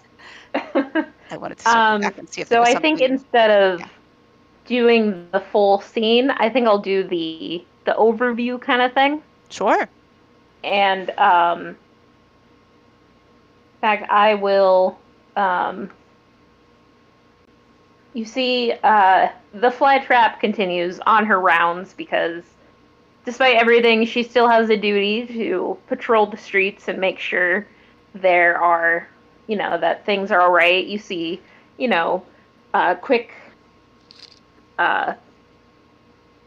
montage of her, breaking up some fights, stopping some petty crimes in progress, most of which her MO is usually like stop a thing if the law needs to be brought into it, which, the law was not really the way it is now, like, didn't even really have police, not really, so it's just more of like if they need to be like thrown onto a magistrate's doorstep, that does happen, but it's a lot of like, go home, don't let me see you here again. When finally she returns to her home, feeling much more tired than usual, like more out of step. And she spends a long while just kind of like, she pours herself a glass of brandy but doesn't drink it, just kind of sits at her in a big armchair in front of a fireplace, watching the flames through the amber liquid, contemplating, looking angry, looking pensive. And I think she's in a mood. My instinct is always to say delightful as a happy acknowledgement, but I feel like that isn't appropriate here. Poor Flytrap. He's had an evening. Thank you. Then I think I will pass on a facilitator scene this time because I only really have one connection, well, two connections who are rooftop savvy, one of which we just saw, and the other of which doesn't need to intervene at this particular moment in time yet. So I think the only thing we need to see then is Lunaria going to meet with Adelasia.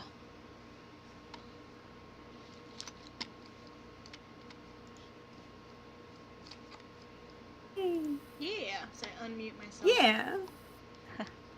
I feel like Adelasia has like, maybe she's like one of the she's like has like a little shop or something where she sells something innocuous, but like the back room is for this.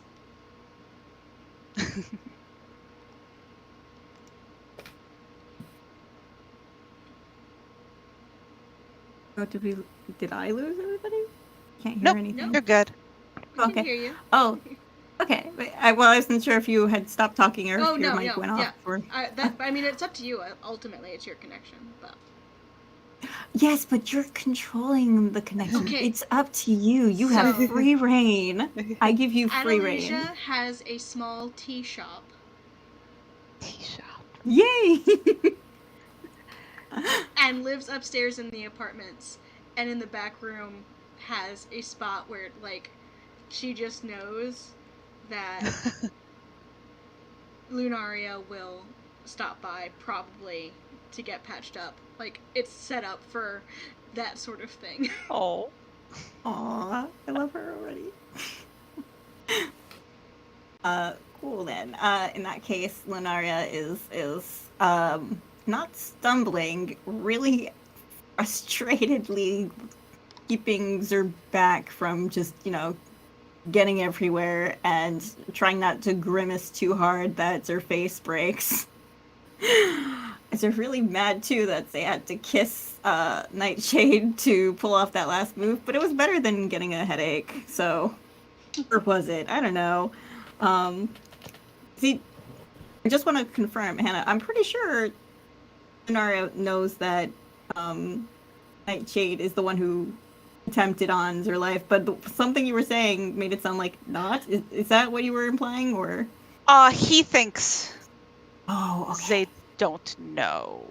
Gotcha. I am comfortable with whatever conclusions they have drawn being what it is, but Aristos is confident in his disguise. Okay, all right. All right, then.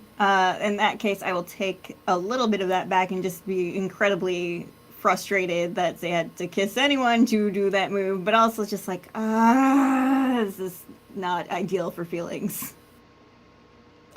And they are leaning up against, from the small of Zerback, as gingerly as they can against whatever railing there is, before clumsily trying to get over the and into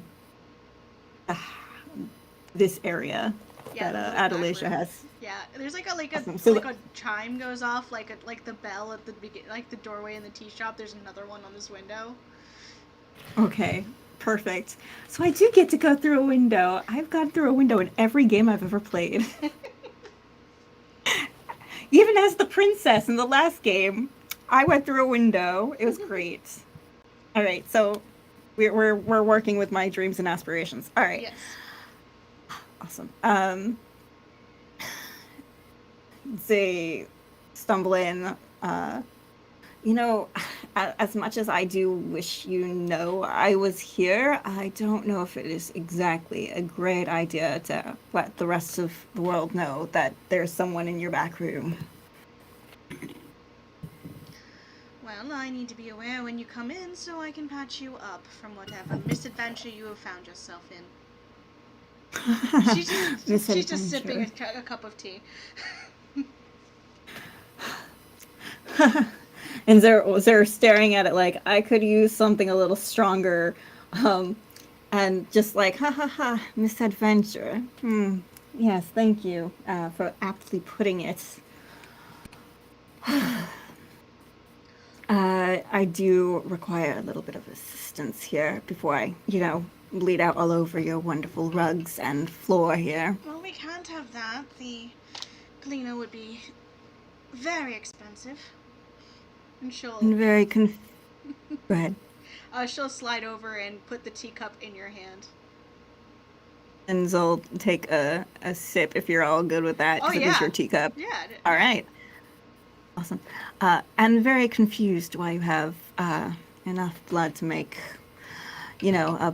a preacher wish to get here sooner all over your floor.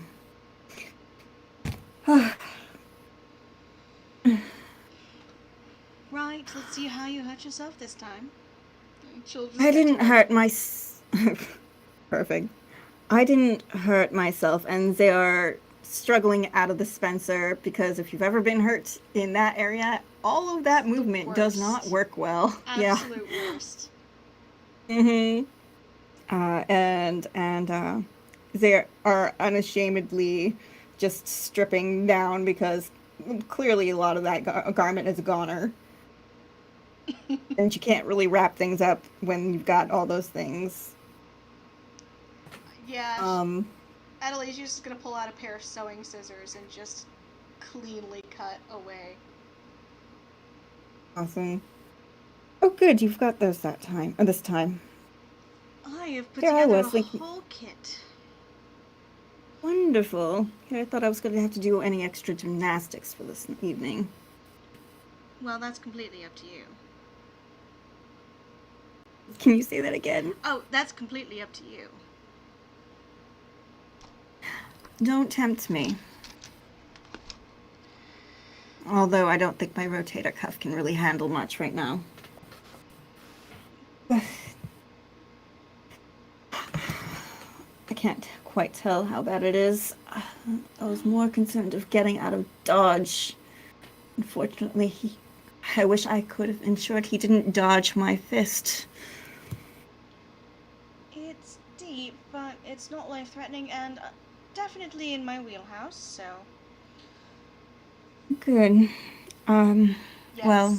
Resolve token. Didn't think of... Oh, what's the resolve token for? I would like to offer Lunaria a resolve token for it to be just serious enough that you probably can't, probably shouldn't, I don't know whether because of the blood loss or the pain medication or what, probably shouldn't go home alone tonight. All right then, I'm down. This will need some stitching, and I'm going to have to give you something so you don't squirm. Don't squirm. What do you mean, don't squirm? Haven't I squirmed enough this evening? All right, what do I need? Fun tea. Ooh, the fun tea. Do tell.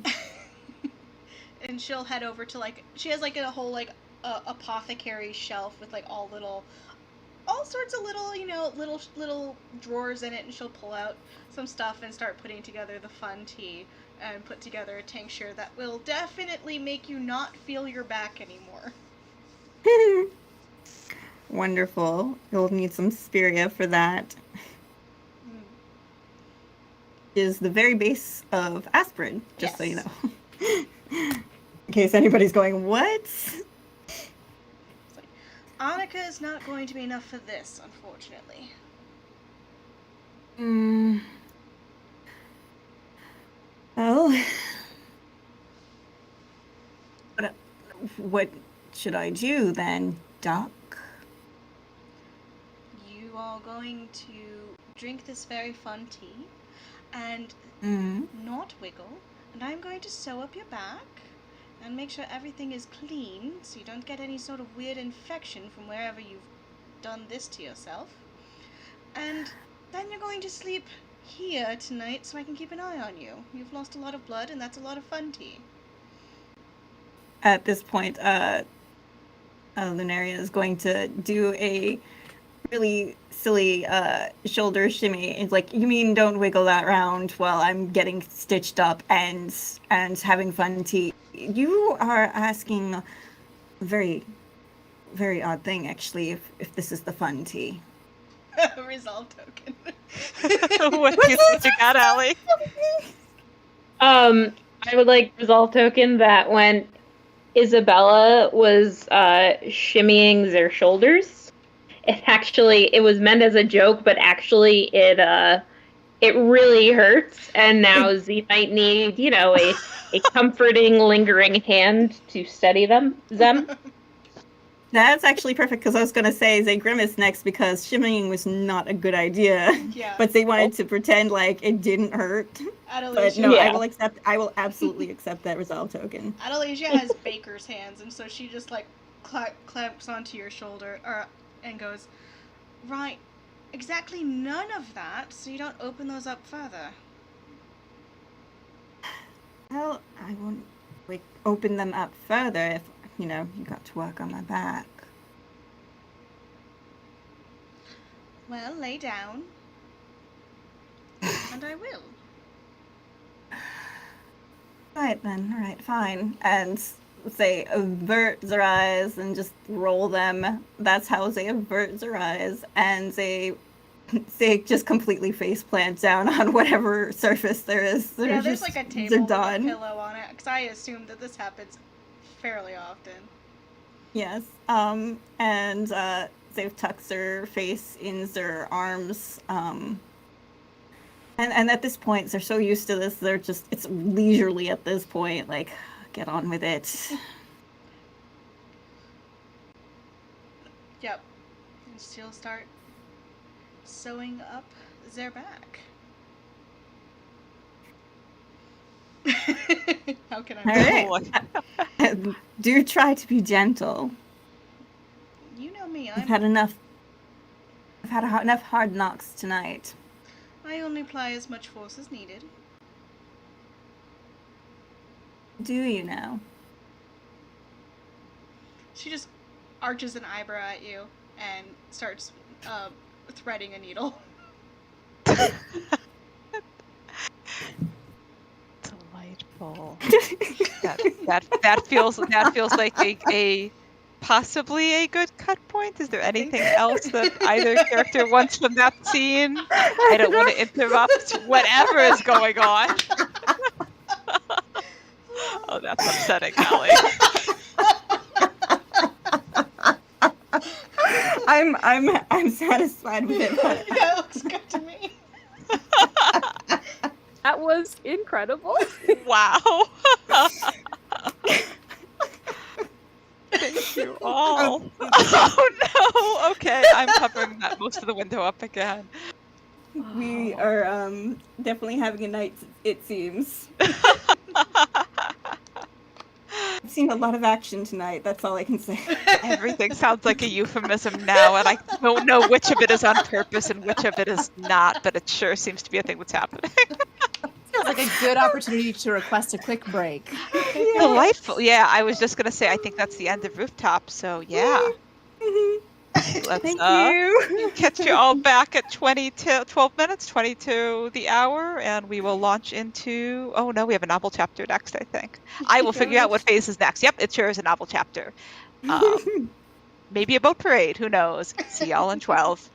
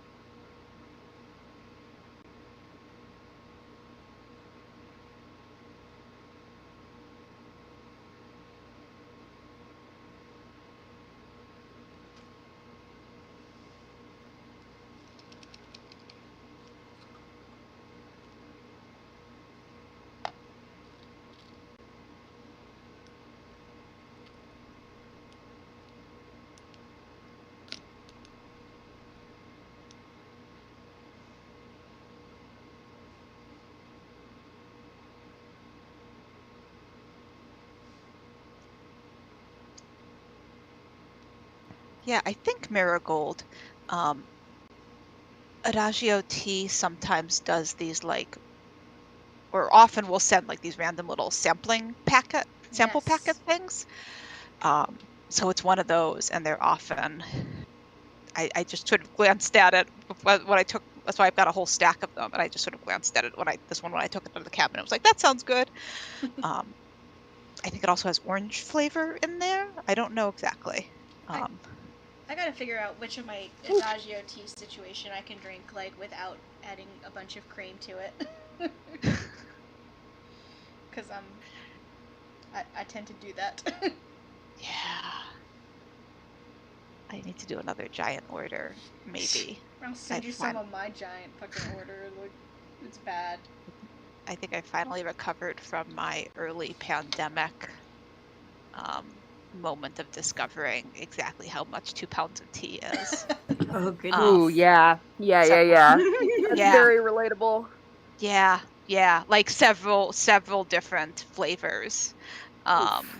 It was early pandemic. I just wanted something cozy and tasty, and I was not thinking about weight to volume ratios. I That's got super It was The into fact tea that like a when it was normal like sized bag of tea is like 2 ounces. Yeah, it was very entertaining. I got really into tea when it was like -0 out, and then what got a little spend happy, and now I have so much tea and it's 90 degrees out in May. Yeah, same. Thanks, I hate it. Yeah. I mean, I still drink hot tea because I'm a weirdo, but also let me see if I can think of any, because I forage for a lot of my things. Like my garden is a tea garden essentially. I have spirea and yarrow and all that other Cool. stuff. Like, and I do harvest my dandelions pretty regularly in my clover. So like, if you do sorrel, like the wood sorrel, the little green things that look like they're clovers, but they're the heart shape instead of the circulars. Yes, I have a bunch of that in my yard.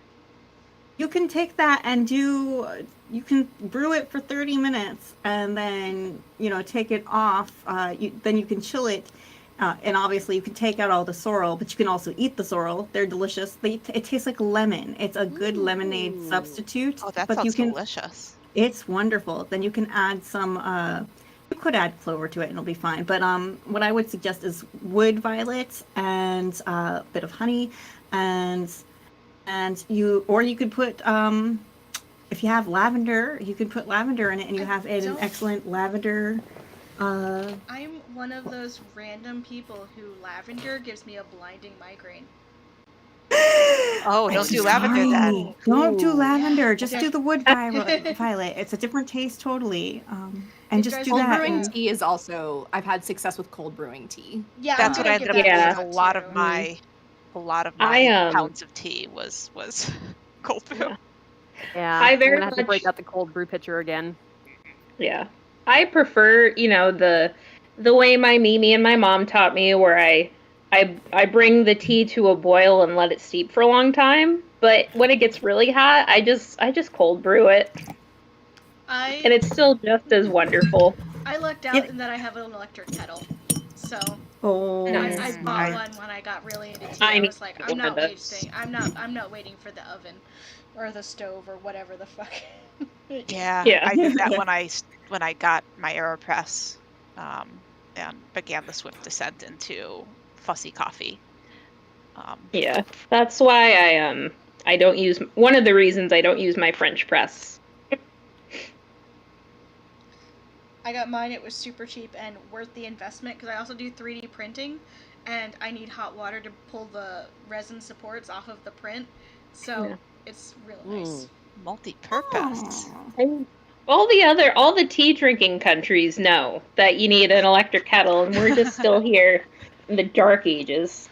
I have my water boiler, and so I mean, I'm just. I don't know what any of the other things are except for the actual kettle, the electric kettle, and whatever the little monstrosity I have is. What's a cold press? Oh, like an AeroPress? I don't know. What is it? I'm gonna look it up right now. Yeah, AeroPress is it's like a French press, but people who use real French presses probably find that offensive. See, I'm it's a very similar offended. it's a similar idea, but a different design, and it's much less pretty, but also cleaner. That's Like okay. I'm with sure that Someone should who have. does own a French press and use it, I don't care. Do whatever makes you happy. Yeah. I finally have a machine now, because I finally found a machine that both Yeah. seems to make decent coffee and not huge quantities of it, which is sort of the Nice. sweet spot for me. Yeah. I bought my parents' espresso machine off them because they weren't using it. So just have a little Americanos, and I barely use my Oh, French press now. that's Oh, that sounds fancy. so good. Yeah. My husband has a he's a one of those aforementioned fussy coffee drinkers. We have an AeroPress, we have a French press, we have a cold brew maker, although that is mine. We have a we have 2 different pour overs. We have 2 different grinders. But we also have an electric kettle that has like the settings, multiple settings in it. Which is great for me because whenever I drink green tea, I can't do it if it's too hot because I am a fussy baby and I don't want the grass taste. You're a fuss for fuss couple. We are. We're mutually fussy in different ways. Oh. I now feel like our novel chapter needs to be a tea party instead of a boat parade. Yes. But We can have honestly tea here at for the it. boat parade. Yeah. I was We could going to be say sitting at that the can side. be a group question. So what do we want our novel chapter to be? I think I it's a think I've boat heard parade. everyone's voice. Yeah. Delightful. So are we liking boat parade? Are we liking something else? Some sort of like I boat like- parade promenade situation. Yeah. Right. Yeah. Like it. Sponsored by Adelasia's Tea. I was going to say, is this in honor of some particular event, or is this just like a thing we do on Sundays in Borton on the Water? Maybe it's the annual. It's an annual race, and this year this year all ticket sales will go to the Society for. Trying to think of something appropriately fun, but also like this is a bit of a gritty city in some ways. So I'm like, maybe it's the Society. Oh, it is the Gentle People's Society Against Gambling. Yes. Good. Delightful. Love Love to it. insert some morality. Excellent. Especially when we were doing exactly the opposite in every way Yes. possible. All What of your better way parents to are going to have cover feelings up our- about that. Yeah, what better way to cover up our dirty deeds? I would Thunder never cheek. do that. I am a paragon of innocence. As the bounty hunter. Wait To till you the outlaw. see. Wait till you see, because that's like, quote unquote, real face. It's gonna be great. Oh, I'm so excited. Let's have some details about this boat parade then, with ticket sales. Boat parade leading into a race. There's probably the parade, like the nice demo. This will be my detail. There is a boat parade before the race, so all the boats that are going to be participating in the race first parade down the river, like against the current, the very slow, lazy current, sort of all done up in flags and flowers, and maybe some of them decorated like decorative floats for in honor of the theme, depending on whether the person whose boat that is feels pro or con. So the boat parade goes against the current in one direction. They return to the harbor and divest themselves of the flags and flowers and displays, and then they race back with the current to the finish line, whatever it may be. Yes. Like it. I'd like to contribute that so this is an event against gambling, and there is definitely wagering on the boat Yes, race. I was about to say Yes. there's rampant gambling. Yes, but it's because it is there's kind of like twofold here. One, the it's for charity, so it's not really gambling. But also, it's like boat racing is a civilized sport. Like this is It's not cars. yes, like this. Who or cards dice. don't say such words in my presence. So yes, this is not gambling and wagering is what is happening during this event, not gambling. Yes. It's very Yes, there's a distinct difference. Yeah. Very distinct. And am I hearing implicit in this that like there is always wagering? It's just a little awkward this year because of who the tickets like is the boat race always in the honor of the Gentle People Society Against Gambling, or is it like this is an annual event. thing? There is always wagering. There is no no one seems to be conflicted about it. Like whether that's because they are convinced that this is a different thing entirely, or they are just dutifully looking the other way. Who can say? Excellent. What else do we know about our boat parade / race / fundraiser? Go ahead. Oh. Nope, go ahead. There is a selection of prizes for the winner that are like pies baked by the debutantes in the society, but they're not actually baked by any of the debutantes. They're baked by like the chefs. Yes, exactly. Ooh, if I can potentially add on to that, there's like a picnic raffle. Where like the pies are kind of like the pies are the centerpiece of each of the picnic baskets, and the debutante who quote made the basket in question, there's like a raffle attached to that, and then you get the opportunity to escort her to a ball or something, or escort them, or the gender pronoun of your selection. Love that. Love it. That sounds so. There's pies, so both the winner gets the pies, and then there's the picnic basket raffle. Those are two separate things, both involving pies. Yes. And the raffle is the one that involves escorting the alleged baker of the centerpiece pie for the thing that you won. Yes. Mm-hmm. Yep. Awesome. That sounds like nothing that will involve any shenanigans or raffle fixing whatsoever. Definitely baked a basket. Yep. And there's an aggressively large amount of like morality based on how good your pie looks. There's some value judgments based on your pie that you didn't even bake. Wow, I don't want to. Okay, carry on. That's very good. I'm writing it down with your commentary. There was a controversy where they usually would have some carnival games for the children, and then this year a new member of the society was like, "We can't have that. That's teaching children how to gamble." So now the entertainment for children is it's it's a lot of like really it's some real bad morality puppet shows about Oh my god. So the children are rioting and mischief. Yeah, the children are not happy. Morality play puppet shows.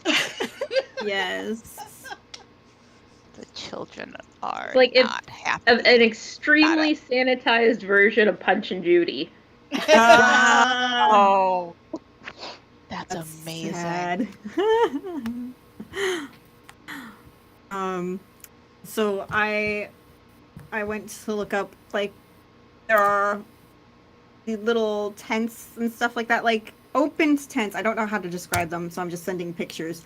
Where tables are spread and like all the desserts and stuff like that are up there, and there are tables where people can sit and enjoy and watch the proceedings. It's all very well to do, and all the little awnings and stuff like that flutter in the wind, and there's just enough wind for this little boating show to hit the road, as it were. There is one little thing. The children have ignored the adults and decided to build monstrous sandcastles on the side that kind of like start to cause a bit of distraction in view of the marina area. where the boats will be racing. I love that.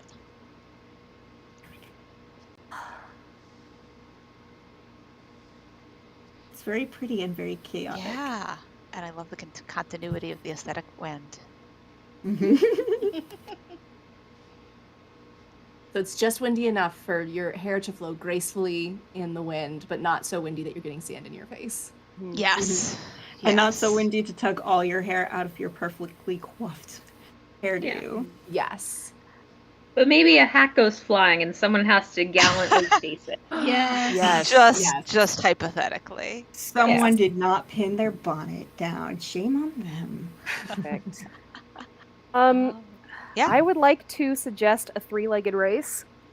I don't know where that would fit in, but that's what I want. I'm sure there's some games at the picnic. Yeah, there's some games while the people who are setting up the boat parade are getting ready, because not everybody's in a boat. Well, isn't there also cricket? What's cricket's the one with bats, and it's usually the men's sport of the Regency era, but who cares? Let me show them up. No gender here. There's no gender here. Nope. I would probably fight gender anyway. So yeah, cricket. I forgot what the other one is, where you hit the little ball through the little. Oh, croquet. Croquet. Yeah. Personally, I like cricket better, but anyway, croquets are, there's a bunch of different games for sure. Yeah. Maybe while the boats are sort of during the turnaround while they're taking all the flags and flowers and everything off the boats. Right.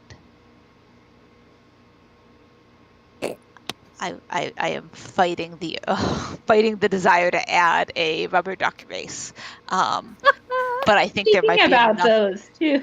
Ooh, I have a game. And it's Regency appropriate. Blind Man's Bluff.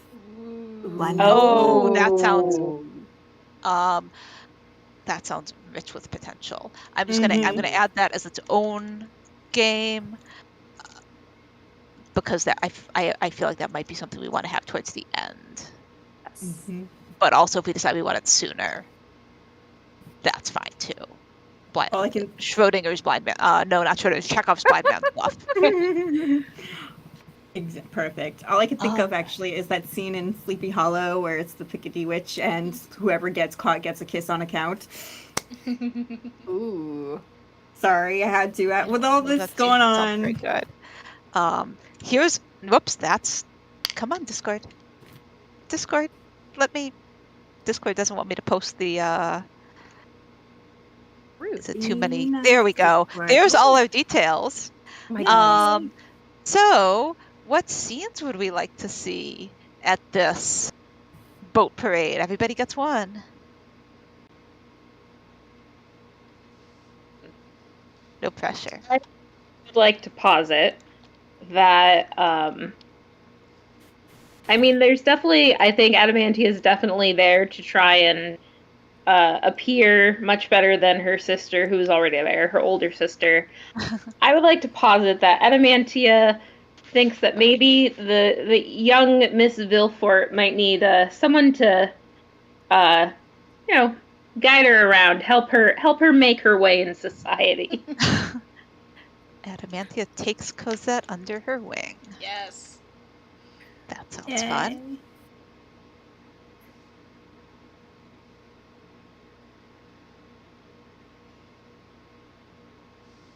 I wonder, because darn, I have two ideas. Let's hear them. Because one does involve your mummy who will not acknowledge me, and my old elder nibbling, but also a fun idea would be another fun idea. I'm not saying the other one isn't fun. That one kind of feels very important, but just fun shenanigans is Fiamma and Eleanor and running into Aristus again. I was thinking some kind of interaction with Fiamma as my pitch. I had not quite figured out the framing of it, but I would like to see those two interact. Me too. All right, I'll add Fiamma and Eleanor interacting in the exact shape of it can be determined, plus minus Aristos as desired.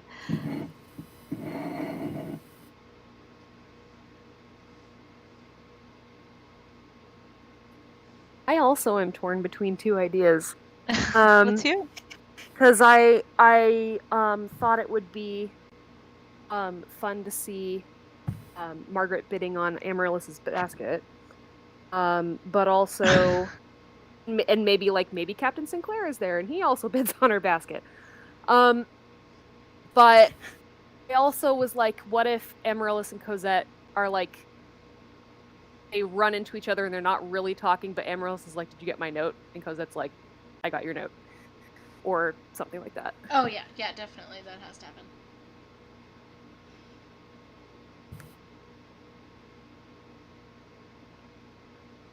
That feels like, yeah, and that it feels like all you could do all of that in one if you wanted.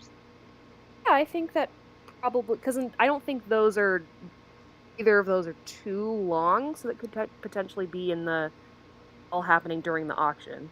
Sure. Yeah. Yes, it could be a flyby captain. All right, I'm adding auction shenanigans. The bidding on Amaryllis's basket, and we'll Yeah. see who decides to participate in that, and a secret drop check-in with Cosette. That's right, because you two know who each other are, don't you? Yes. Mm-hmm. Sure do. Delightful. At some point, I think Cosette would try to check in with Eleanor, or like or like bid on her basket or something. Even though they're just acquaintances. Yep, that's good. I'm calling bonus auction shenanigans. I feel like auction shenanigans is basically its own subheading in this. Yeah. It has become the event chapter. I mean, that's fine if that's the came for the boat race, stay for the basket shenanigans. Yeah, I think so. I would like Hilda attempting to guide Cosette Yes. probably fairly early in the day in the event.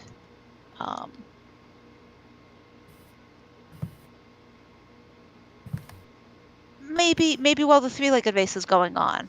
Was Cosette planning to participate in that? If of course, if you think it's best. We'll find out. Hilda attempting to give Cosette useful advice just before the three-legged race. Excellent. And this might just be a background detail, but a new debutante, since he has recently come into a great deal of wealth unexpectedly, is Sir Cornwallis. So I think he's also up for auction. Heck yeah. And hates it so much. Yeah. Like everything about it. Oh god. He's realizing even more. Oh, I don't think any of these people like me for me. Oh, buddy. Okay. Has anyone not framed the scene yet? I was trying to keep track of it, and I may have gotten lost in the auction shenanigans. We got caught up. Okay. In terms of order, it sounds like Hilda and Cosette would be before the auction, certainly.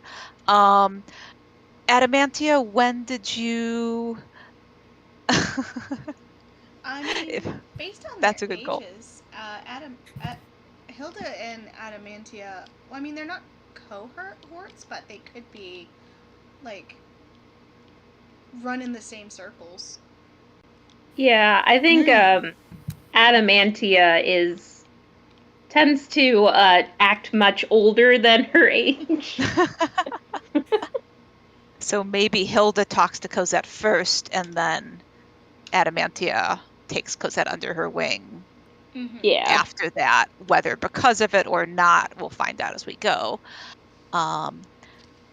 Eleanor and Fiamma, did you have any sense of when or how you wanted that to happen, or would you like to see how things evolve?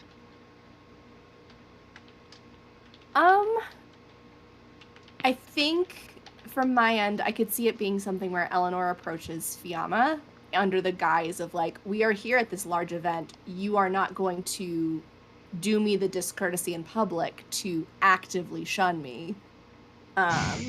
May So- I praise you? We get stuck in you do that, and we get stuck in the three-legged race together. Oh my gosh. Yes. Everyone has paired off already, and somehow we have just yes, I'm here for Oh, it. So phenomenal. someone just starts tying our legs together without us realizing. Yes. Yes. Perfect. Oh, that's beautiful. Okay.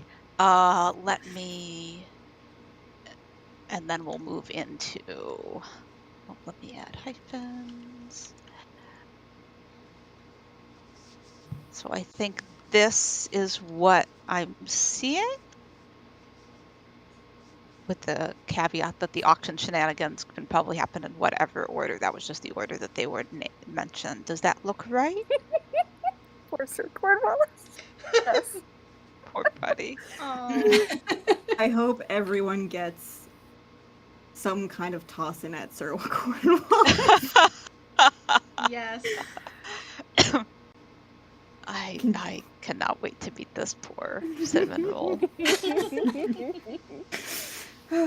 But first, we'll have Cosette. I think Hilda would like to have attempted to. Oh, is this your Yeah. garment? Yep. Oh, that's lovely. I love it. Very, very floral. I think Cosette would have. I don't know if it's would be chaperoning you if you are amenable to that, because it's her duty. She's here to supervise and support and help. So the boat parade is sort of in the process, is sort of just about past, almost back to the harbor. She's sort of standing beside you, gazing after it. I think they're going even slower than usual this year.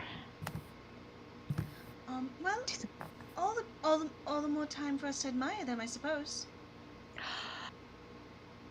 That's a very charitable approach. I was wondering if perhaps it meant the current had finally gotten a bit stronger, and if we might have an even better race than usual.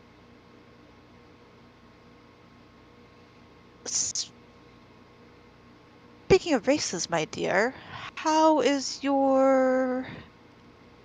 there anyone here that you would be particularly interested in speaking with or becoming acquainted with?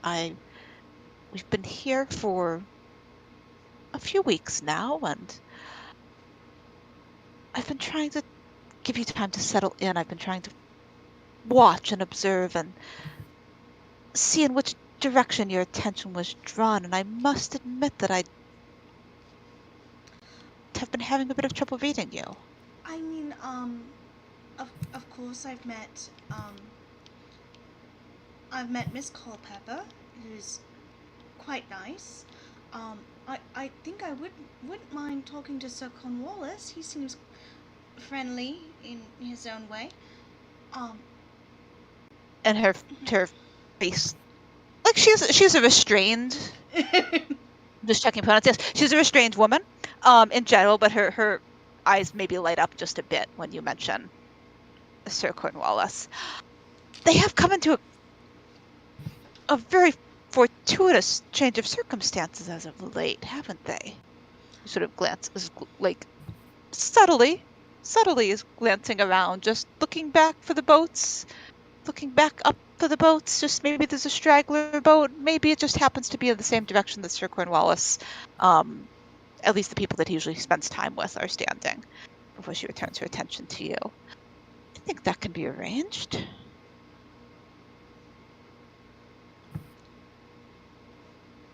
Is there anyone else? No, not that I know of. Of course, anyone you would like for me to meet, I'd be happy to be introduced. I was thinking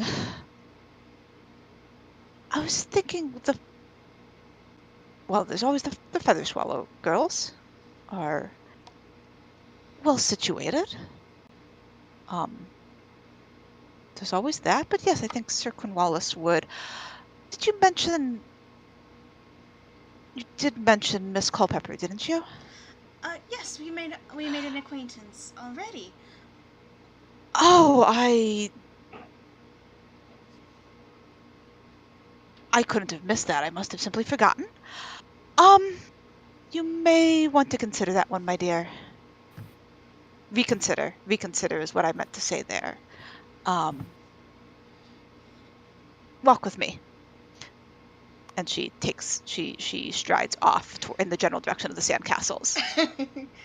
Not actually waiting to see if you're coming along. I mean, because that is obliging in all manners, so.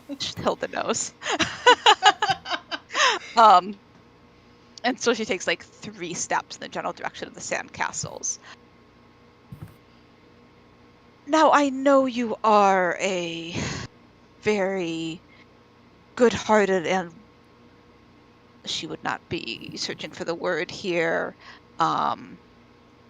It's not well-meaning. Generous. You're a good-hearted and generous sort, and I know that reminds me a great deal of your mother. She was very like you at this age. And charity is a virtue. As is not paying over much attention to the word about town. And she's sort of the pauses are she is pausing Right. And to see if you're keeping up. of course it is. I wonder if maybe that whole thing was just a misunderstanding of. I mean, it could possibly. I couldn't see anyone doing such a thing on purpose. I certainly would hope not. It could certainly be a misunderstanding, and she like pats your arm just a little bit. If it is a misunderstanding, then that will certainly be. We can always reevaluate when we have more information. You understand? But until we have more information, She just is she just implicit. blinks at her like wide green eyes, like, what could you possibly mean? Shouldn't we extend her every courtesy that is due to her? Exactly, my dear. We extend her every courtesy that is due to her. And unfortunately, she has made some choices that are not what I would hope for you to be associated with this early in your debut.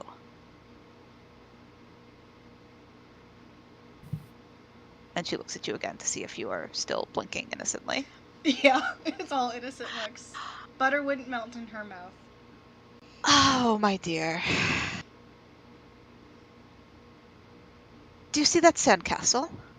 She points towards a particularly tall, but not the base is like tall and like a Jenga tire of a sandcastle. And do you see how diligent those children are in building it? How they are piling more and more atop it to make it taller and taller. Their guardians should probably tell them not to climb on each other's shoulders like that. It does seem quite dangerous. But if you look towards the one who has the other on their shoulders, at how the river is lapping at his boots. Do you understand what will happen when the wind changes and the water is pushed towards the base of the sandcastle? It will probably be washed away, and they'll have to build it again. That's so unfortunate for them. I mean, I guess it could be fun. Oh, you were doing so well. Back up just a bit. Reputation is a bit like that sandcastle in that it can be restored, but it will not be the same. Wow, I just realized what Hilla's doing here, and I hate it. But that's fine. She's leaning into it, and it's fine. Right, they'll have to build it back better. I do appreciate your optimism. I think it will serve you very well. Let's see if we can find you someone to. You did say you wanted to meet. I believe Sir Cornwallis is quite taken. Is quite busy right now. Here, come with me. And she will turn her back on the sandcastles and lead you towards Miss Featherswallow. She's looking for Adamantia, but I don't know how many Featherswallows are all in one location. Several. An abundance of feather swallows. Adamantia in her, actually I think when Adamantia is a civilian, she wears a lot of gray. That is her, the difference. She turns and sees Hilda and Cosette, and she does her dutiful, curtsy. Like, Featherswallow, have you met my I don't know what the word is for ward that is not quite ward, but that's whatever she uses. This is Cosette. She is the daughter of my dear friend. She is here. I thought you might be I thought you two might enjoy getting to know each other. That you might find that educational as you've been here, as you are well acquainted with. And she just sort of gestures at the assembly of individuals here on this riverside. Yeah, she will bow, like, I did not catch your last name, my lady. I'm Cosette Villefort. Miss Villefort, I am quite pleased to make your acquaintance. And the customary bow, kiss above your hand, everything that is very correct, and rises like, how are you enjoying our regatta today? Oh, all the boats are quite beautiful. It's rather the best turnout that we've ever had. I'm quite pleased. I joined the society this year, and if I might be so bold, I think it might be our best one yet. Will you take a turn with me about the perimeter, and I shall take pains to introduce you to all and make sure you're quite familiar with the goings on. Oh, that would be lovely. Thank you so much. Of course, I am always glad to help a friend such as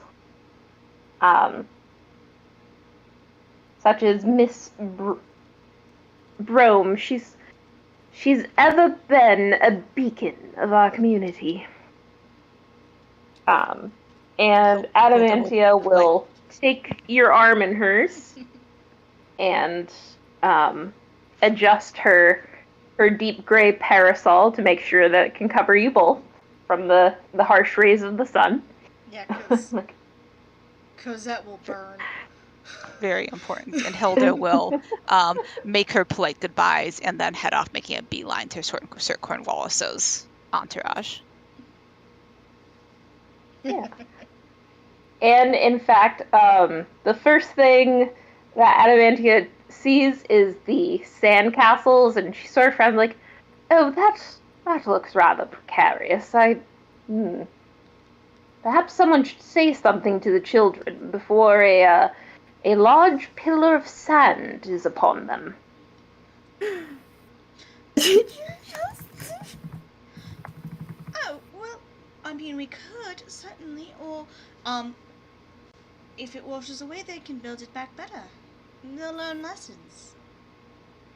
Yes, true. I suppose this is better than what was going on before. You see, when I joined, I brought up that some of the entertainments were teaching children the wrong lessons, and so I made sure to hire out a rather fine puppeteer from London, and seems to be quite a success with most of them. But it seems some of them would rather make precarious structures. I'll have to perhaps have someone just keep an eye out to make sure they're all right. Oh, that's so pleasant of you, and so thoughtful to consider their entertainment and how it might affect them in long term. Oh, of course, the children really are our future, and we must.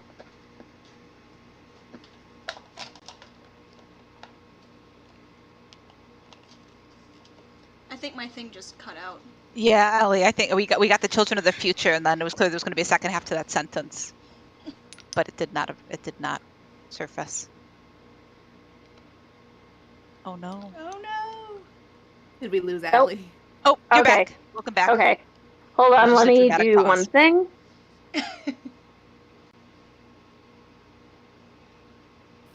Okay. What is the last thing you heard me say? The children are The our children future. of the future, but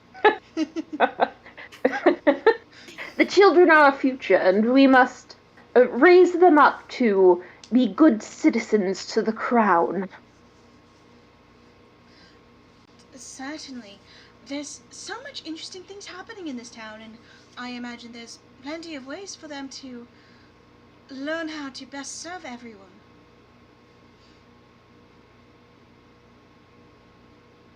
We must all endeavor to be servants. I believe that our officials should be servants to the people, and I have quite impressed my thoughts on the matter to the members of the council, so that they may, when they are making decisions for the town, of course, they think, how can I best serve the greater good? Yes. Resolve token. Cosette, Hilda would like to offer you a resolve token for this to be starting to make a little bit of sense to you. Oh, it makes Like, you don't have to be convinced. It makes a lot but- of sense because that's just playing. Delightful. Do you want the resolve token, or is Yeah, it I'll take it. unnecessary? Awesome, all yours. Oh. Well, yes, of course, for the greater good of everyone. For everyone, of course. I'm so glad you agree. I do hope this isn't forward, but I do like to make sure that anyone who comes to our fair town is really is helped to succeed. And so, if you ever are in need of advice or an escort during your stay here, I do hope you'll look for me, and feel free to always ask for help. Oh, of course. Most certainly. I've met quite a few. I've listened to quite a few conversations, and you're so refreshing to hear you talk about the greater good. I am quite saddened to hear that is noble, but I am also not surprised there are some who think more of themselves than others. And she's saying this as her eye falls upon her eldest sister, yucking it up with some cronies. Oh, 100%. She slaps the shoulder of a younger than her, not younger than, nope, a little bit younger than you, about the age of your younger sibling, in fact, fellow in a dashing sort of purple, violet, blue garb on the shoulder. Oh, He doesn't seem to find her quite as funny as she finds herself, but doesn't seem to be bothering her. That is quite an interesting shade of purple he's wearing. I've never seen the like. It's That's, I do believe that's, what's his name? I beg your pardon. Oh, Aristos Knightley. He's always, quite on the cusp of fashion, I've found. Which, if one is occupied with such things, then it's good for them. I find that if one dresses in a classic mode, one is never out of fashion. Of course. One. I do enjoy fashion. I do admit that. I like to dress for the occasion and try to match up. Yes, of course. There are expectations, and one must always dress to fit the occasion. Yes. I agree. How you are very, very wise, Miss Villefort. Well, have you met my younger sister, Amaryllis? I don't believe so. Amaryllis is, I believe, just the sort of young person who you would quite enjoy spending some time with as well. If I could find her, and she's looking around, of all the relations, I do prize Amaryllis the best. I feel that she is good and kind and truly and a true honor to the family, you know. Oh, of course, we always have our favorite younger sibling, don't we? Oh, yes, I have my favorite sibling indeed. Where is Amaryllis at this point? Monologue token to Cosette. I was just thinking that. Amaryllis is like wandering around saying hi to people. Just doing the Delightful. Amaryllis thing. And what is the monologue token? What monologue are we requesting there? I want Cosette to reflect on what Adamantia has just said about Amaryllis being an upstanding citizen and a model sibling. Fabulous. Fine.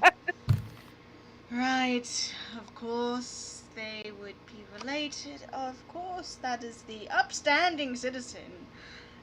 I can't tell. Perhaps she's not the brightest, or maybe she's just not good at reading people. That's fair, I suppose. She seems to be buying all of this.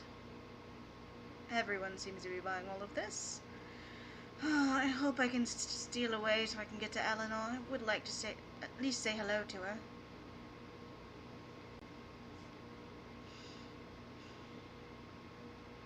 That's the whole thing. Oh, Cosette. Incredible. I'm so weary. I'm also going to seize the opportunity to ask: Is Cosette? Does Cosette have any siblings, or is she an Cosette only has child? 4 younger siblings. Okay, all like fabulous. Thank you. significantly younger. They're probably like half siblings. Like she was like she is like her mother's first daughter, and then there was a remarriage. So all of her siblings are like significantly like 10 or younger. That's why she's being introduced to society by Hilda instead of her own mother. Like, thank you. I thought I remembered that. That's fair. Awesome. Thank you. I think at that point, Adamantia gives a imperious little wave to Amaryllis, sort of beckoning her forward. Amaryllis! Amaryllis looks up from her conversation with someone else and sees Cosette and Adamantia together, and pastes a brilliant smile on her face. Excuses herself to her conversation partner, and yep, pretty much. and walks over to them. Hello, Adamantia. I see you've made a new acquaintance. Yes, may I present, Cosette Villefort. She is, of course, a particular, family friend of Mrs. Brome, whom you know so well. Of course. Yes. Cosette, this is my younger sister, Ms. Amaryllis Feather Swallow. Oh, it's... Go ahead. Such a delight to meet you, Miss Villefort. And a pleasure to meet you. Your sister was telling me what an upstanding member of society you are. Amaryllis' smile widens. My sister is too kind. Truly, none is. I could never ask for a better or a more generous older sister. Indeed. Well, us older sisters do tend to be like that. Oh, do you have younger siblings yourself? I do. Oh, delightful. Are they also in town? Oh, no, they're much too young. Of course, not out in society yet, of course. Well, wonderful. I hope you are enjoying your stay with Mrs. Brom. And as that you have a wonderful time with the boats today. The race is always a delight to observe. Yes, they were quite beautiful. I was telling Miss Villefort that, of course, she's new to town. She needs to make only the best of connections, and I thought, in a couple of weeks, the grand Lady Dalrymple's grand ball. I thought that maybe you could escort her. Oh, well, I believe my partner for the ball will be determined by the auction later. However, I would be glad to see Miss Villefort at the dance and in fact reserve some of my answers for her, if that would be agreeable to you, Miss Villefort. Of course, I'll save some room on my dance card. If you don't mind, Miss Adamantia, I was wondering if I might take a short time with Miss Amaryllis here. Oh, of course. Younger people have much to talk about, I'm sure, she says, being only 4 years older than her sister. Amaryllis rolls her eyes at this. She has seen Adamantia trying to behave as if she is much older than she actually is, and she's like, just be a young person. Maybe. Yes. In the meanwhile, I do need to find someone to oversee the sand castles and make sure that nothing untoward happens. But yes, I shall meet up with either of you presently. And she does her graceful bow and strides off to find someone indeed to supervise the sand castles. And at this point, Amaryllis will offer Cosette her arm, still smiling. Yep, Cosette takes it, still smiling. I was so pleased to get you married. Beat me to it. I was looking for a gift, but I am so glad. I assume that's for me. Yes. Okay. What would you like me to monologue on? I think what just happened, the fact that you think your sister might be trying to set you up with the enemy, and also maybe whatever you are hoping to be able to accomplish with this interlude with Miss Villefort, aka the Black Rose. Perfect. I just have a question. I think I remember who has hired Amaryllis to do the job on Adelaide. Do we know? I don't think it was. I'm looking at your backstory as if you wouldn't know if it was in there. I don't think it was stipulated. Okay. But I mean, assume it could be me. I was gonna say. Oh my god! Maybe Adamantia, not knowing that her sister is the Scarlet Petal, has hired her other sister. Just like thinking that she's the best person for the job. New headcanon, the Feather Swallow house just does not actually speak to each other at all. There is no actual conversation that happens. Yeah. Everything is furtive glances and past notes. Yeah. Sometimes with a signature. I will say, if Amazing. that is the case, such a job would be more about clearly Adelaide is up to no good, and I need this brought to the light of day so that the proper authorities can deal with her and she can be shunned Okay. and disinherited. So it wouldn't be it would be more of a let's expose Adelaide for who she really is kind of job. Okay, perfect. So then how much is Adamantia offering as a reward? I think it would be. I wonder if it's money, or I wonder if it's like, if you do this for me, I will let you team up with me, and we will enjoy the protections. You will enjoy the certain protections and the privileges that come from being quote unquote sanctioned by the law. I think there would have to be a monetary component because Amaryllis is looking to retire. Okay, then yeah. I think it's 10,000 pounds. Okay, that's what I was thinking too. Okay, great. All right, monologue time. Just keep calm. Just remember 10,000 pounds, half of which is going to go to Cosette if she agrees to help me, but it's fine. 5,000 is still an excellent addition to my savings. And if I can just push it to this point, then I can drop the mask and forget everything. So just smile and pretend that this is the first time that you have ever spoken to Cosette in your life. Be polite, but not too polite. Don't let Adamantia think that there is any possibility that you will marry this person, because you certainly will not. She would not entertain the idea. Calm, composure, lightness, correctness. And then she takes a deep breath and turns to Cosette and says under her breath, still smiling as if they're having a delightful time, did you get my missive? Actually, I was just about to tell you, I was so curious to get your message at that spot. Yes, I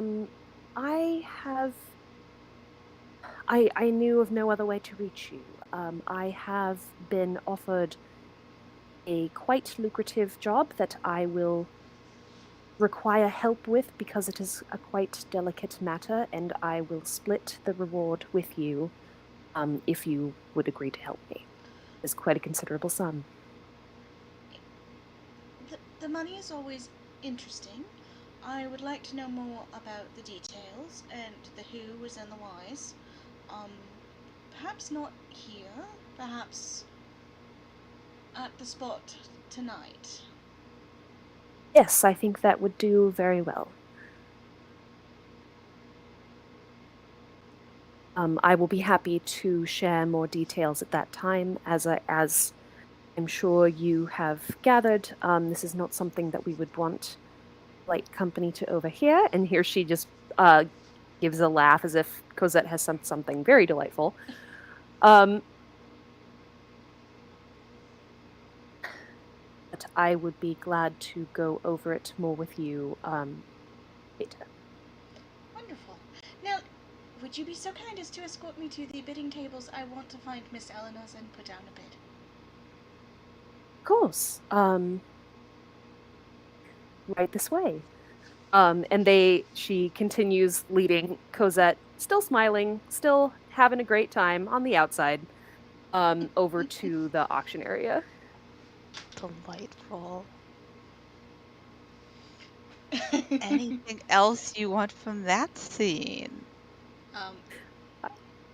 Yeah, Cosette's gonna bid on Eleanor's pie on quote-unquote accident. Is this a silent auction where like all the bids go ahead of time? Like a silent auction Okay. where like you put like you write down the amount and your name. Delightful. So Cosette accidentally, quote unquote, She's not the brightest.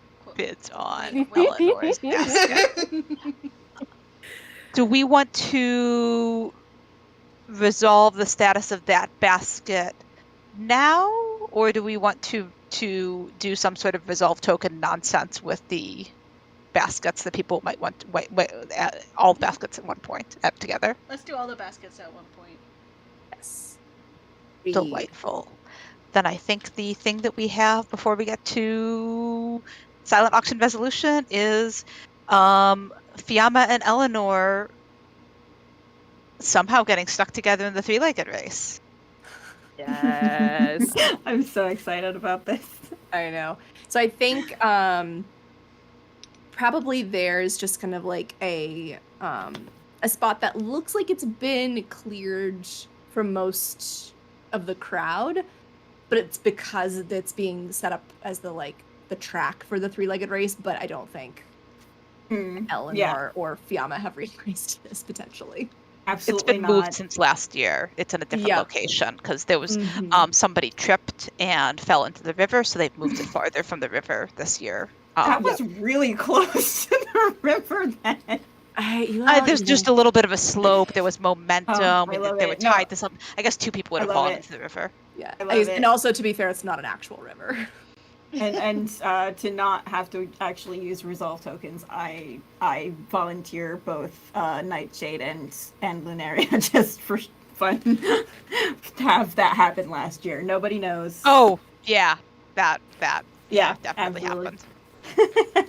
I am absolutely kidding, but it's great. All right. Yeah, so I think Eleanor approaches Fiamma, or like pulls them aside and she's kind of like, "Look, can we talk, please?"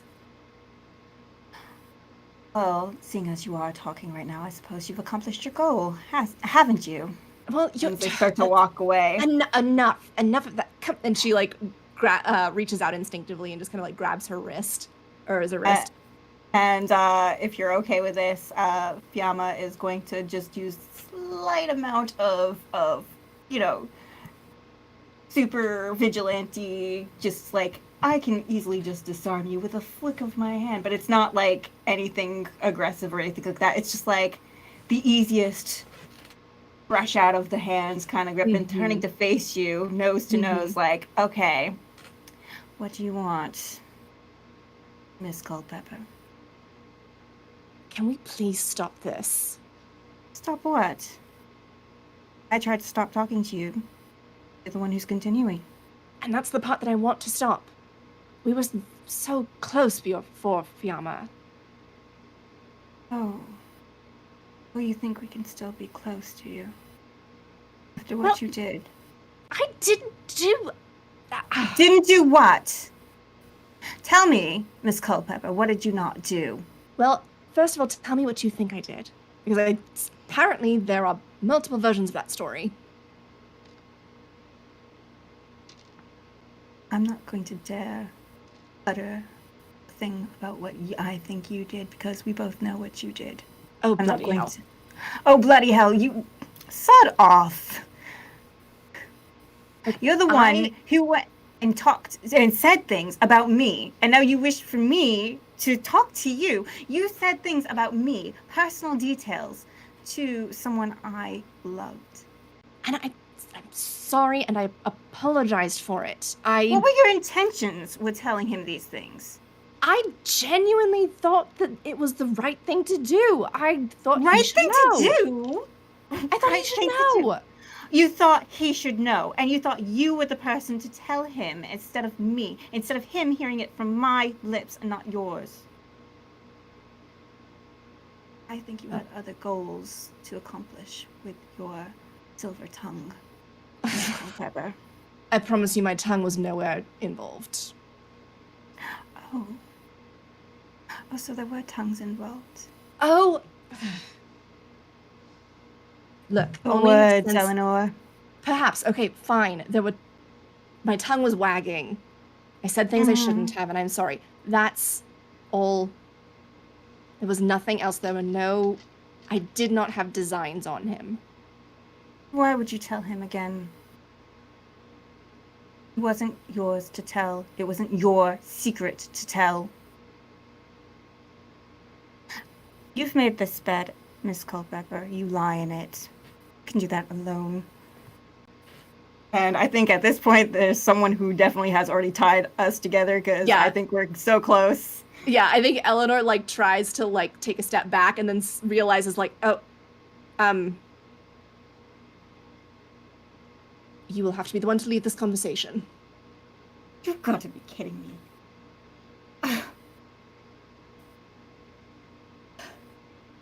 As the rest of the race like begins to line up around you.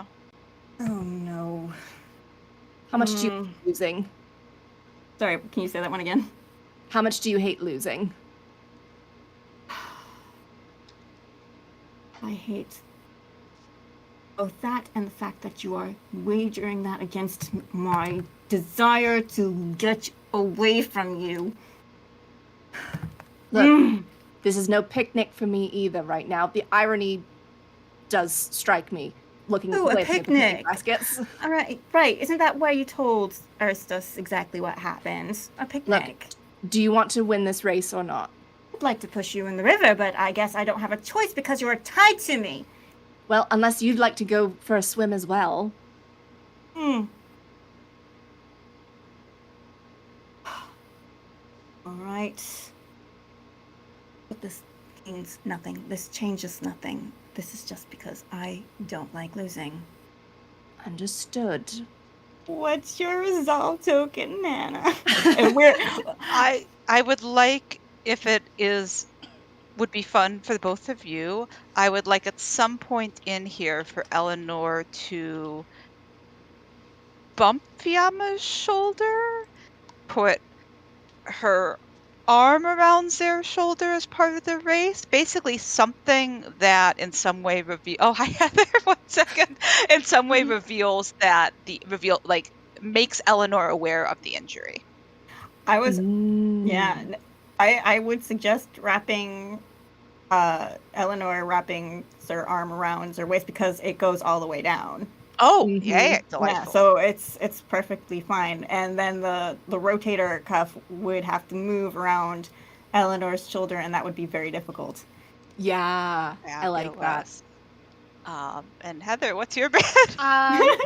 Resolve token for Cosette to see this and draw exactly the wrong conclusion. Great. Yes, that sounds amazing. I love it. Then why doesn't Cosette's token go to Eleanor, and Fiamma, we will give you the third facilitator token.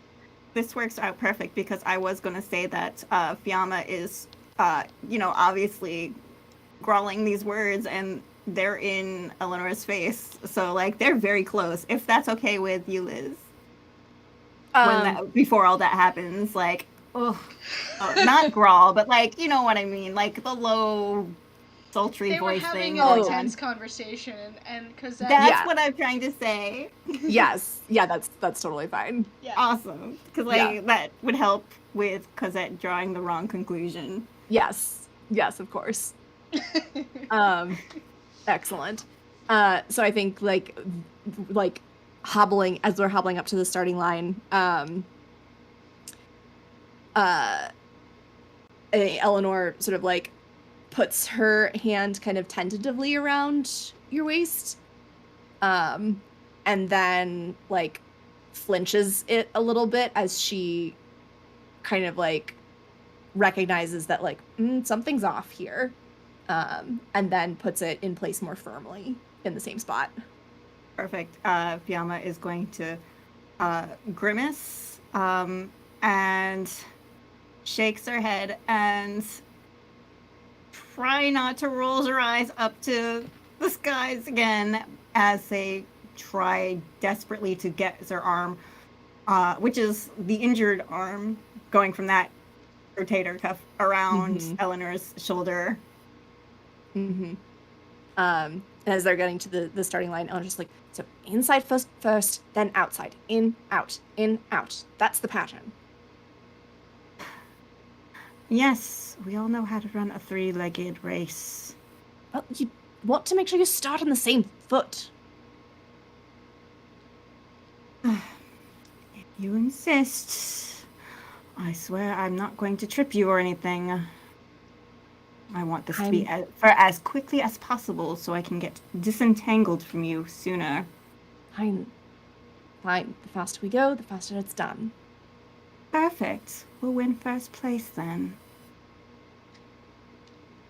Yes. We do love winning so much. I think one of us likes winning more than the other. And I think that's the point where the race starts. I think so. I was about to say, if not, Delightful. we're sticking here. Oh my god. Do At either this of you point, want everyone anything else knows. from that scene? I'm happy with where it was. I think so too. Question though, do we win or do we fail miserably? Does anyone else have an interest in who wins the three-legged race? I think would is the like first for question. them to win, so that Cosette has to congratulate them. Same. All right. I thought I was asking, does anyone else have a competing interest? But it sounds like everyone is on board with y'all winning. So you win. I would like to posit that several of the teams are in a bit of a. They think they're gonna win, and then a couple of geese wander through the track, and there's a bit of a standoff happening. Yeah, that's amazing. Yeah. That definitely happens. Oh my gosh. I mean, there's some Here to people who ruin are your still day. going, and they definitely win like against them fairly, but also there's Also, there's a goose standoff. Amazing. I am looking at the time. This is runs to 11. Do we want to stop? Do we have a hard stop right at 11? I would like to blast us through auction, resolve tokens, reputation, rumor, and scandal, which would take us Yes, we probably quarter can- after. But if people have a hard stop, then I want to respect that more. I can go a little later if we have a set point where we're gonna pause. Any other thoughts in either direction? Hearing none. Okay, let's go fast. That would put us in place to do between session epistolary if people felt like doing that, or to pick up next session with epistolary. All right.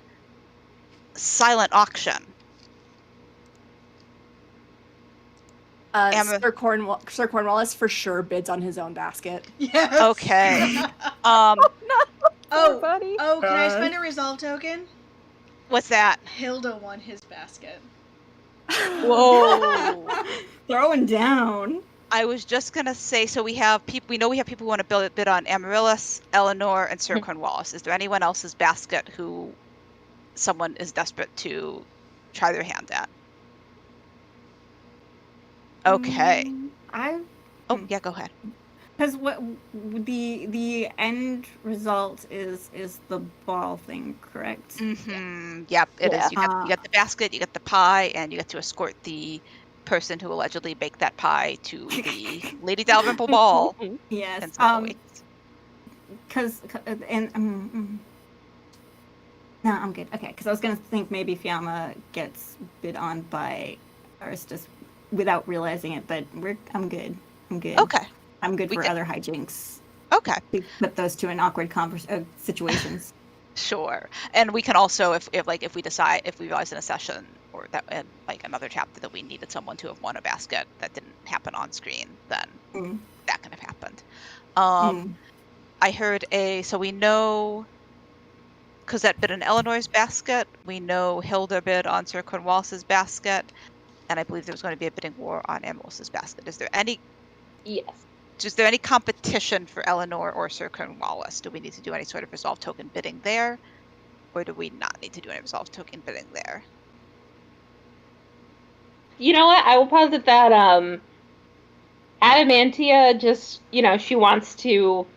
She's not like in a war, but maybe at the very end she puts down an amount just so she can have contributed. So, and it goes on Eleanor's basket. Yes. I love this. All right, I'm putting Hilda down for winning Sir Cornwallis. Yay! Unless anyone decides that they wanted to bid that. Okay, so Adamantia or Cosette? I think Adamantia would be funnier. I'm curious as to who might win Cosette, or if Cosette has to go Stag, or if Hilda's like, I planned on this. You're not bright. I already bid on Cornwall. Oh yes. Oh, Oh yes. Yes. Oh, Yes. oh, sweetheart, did you forget to bid? I got you taken care of. All right. Yes, So good. So I love it. Adamantia wins Eleanor's basket. Cosette is sad or has whatever feeling she has. Oh. I'm not Cosette. I don't know what feeling she has. Hilda wins for Cornwallis's basket. That's going to get awkward in any number of ways. Amaryllis. Who was Yes. in on Amaryllis? Margaret and Captain Sinclair, right? Yes.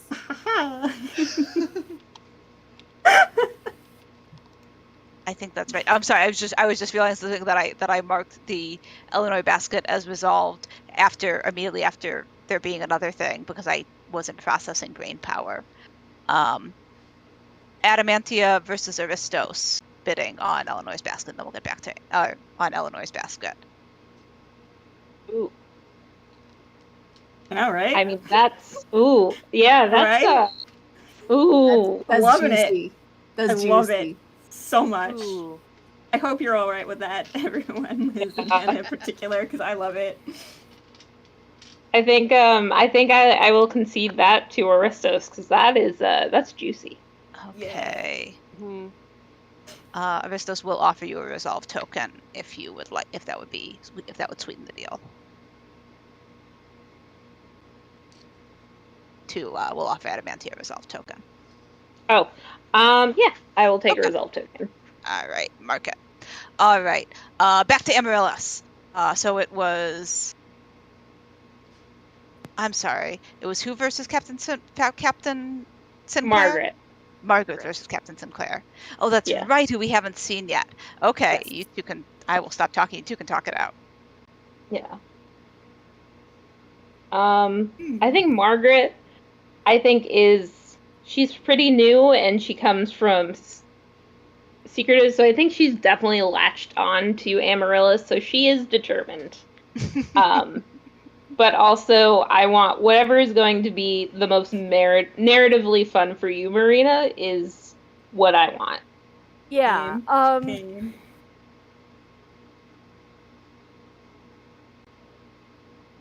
Oh gosh. I definitely want there to be some interaction between Amaryllis and Margaret soon. Because I want both of these pairings to make sense to me. But I also think it would be interesting for Amaryllis to see that Captain Sinclair is interested in her basket. So, you can decide between you who wins. Both of these options are interesting to me. Yeah. You will have this dopey man just walking around that basket like a ton of times. She like walks by it and just glances down and is like, "Oh, oh, well then." Absolutely, and just fidgeting, deciding should I? But it's okay if Margaret wins. I will say terrible luck for Sinclair. It's fine. He's gonna run into her later and not know it. Sorry, Ellie. I think have it be Captain Sinclair, but definitely I think let's prioritize a scene with Margaret and Amaryllis, either in the novel or in the next rooftop or the next novel, just so we can have that fleshed out. All right, I'm adding scene with Margaret and Amaryllis to the things we'd like to see. Great. I'm going to remove a couple of things that we have already seen for tidiness. It also was just occurring to me that Margaret is probably likelier to talk to Amaryllis about, hey, I bid on your basket. That didn't work out. What's that about? Than Captain Sinclair is potentially. Yeah. So, hello. Yeah. That's less than zero-sum game. I will note for those who know, this Margaret will not have the same voice as the other. I had almost recovered from that voice, and now it's my coming God. back. All right. What a gift that Margaret was. Oh my God. I don't do the voice right now, please. I will just rake. We can do it when we pause if you want. Yeah. But I can't. I can't. It was so good, but also so what it was. All right, reputation phase. You all have your reputation criteria. Who thinks they got a tag or two tags? Remember, you can Let's have one up see. to one positive, up to one negative. It's okay if you don't think you earned either this half cycle so far. I would like to vote that I got 2. Okay. Because I both acted in obedience to society's convention despite considerable hardship in doing so. Because, one, she did not do anything crazy, seeing her secret fiance having an intense conversation. Also let herself be escorted around by kind of her arch nemesis. Yeah, Yeah. sure did. I think Amaryllis also gets a positive tag for Probably, the same yeah. Extremely fair. All right. She Pick your also tag. Yeah, go ahead. she also showed up, shut down, or embarrassed those that tried to arrest her. So Sure did. Okay. You can get you can have one. You can only have one positive tag. oh, okay. Even though there's the 2 criteria. So I will yeah. take the So pick your preferred one. civilian one. Okay. I was gonna say if you pick a masked one, just put it like a M in parentheses after whatever Yep. tag you choose. Where are the tags? I always forget that. Oh, there. Let me find the document. It's a little different for whatever we're playing now, swordsmanship. So I will find and upload those. Well, anybody else thinking that they get a tag? I think I would potentially, and this may also be true for Isabella, the acted in obedience to society's conventions despite considerable hardship in doing so. That 3-legged race wasn't super fun. I'm so sorry. There was a lot of acting in obedience. Everyone obeyed society. Yes. Yes. I was thinking I did the opposite because I was being so, like really combatant with you in public. But it wasn't like it ended up being something that we didn't intentionally drive each other into the river, and there was still victory. So it was kind There was of no like accidental drowning. Everyone yes. made it out alive. Maybe next time. Okay, I will then I guess go with a sure if you're sure. I mean, if you want to take both, you can take both. You can take both. It's true. It's true. I could take both. I could also take one for. I think it still works for my masked vigilante, my mask criteria. I don't know. Showed up, shut down, or embarrassed those that tried to arrest you. Sorry. Yeah. Yeah. All right. I'll take one positive tag. Delightful. Any other tags? Anyone who kind of knows what they want their tag to be but wants help workshopping the exact language? I have not figured out what my tag is. Let me go obedient, I guess. Sure. Mm-hmm. Yeah. That's a good thing, for civilian at least. Yeah. Hilda certainly thinks so. I'm gonna go with sporting for Eleanor, I think. Love that. I'm so sorry, Liz. Oh no, I love you. I found it delightful. Eleanor found it horrific, but I don't care. Yeah, builds character. I'm the one who's having fun. I always think of it this way too, because I'm like, in games, these are all delightful, awesome things. Out of game, I would probably cry. Compartmentalization is a thing. Yes. I do it very easy when I'm in these spaces and theater. So I think cordial makes sense for Amaryllis. I don't know if that's the exact word that I want. Yeah. It certainly was.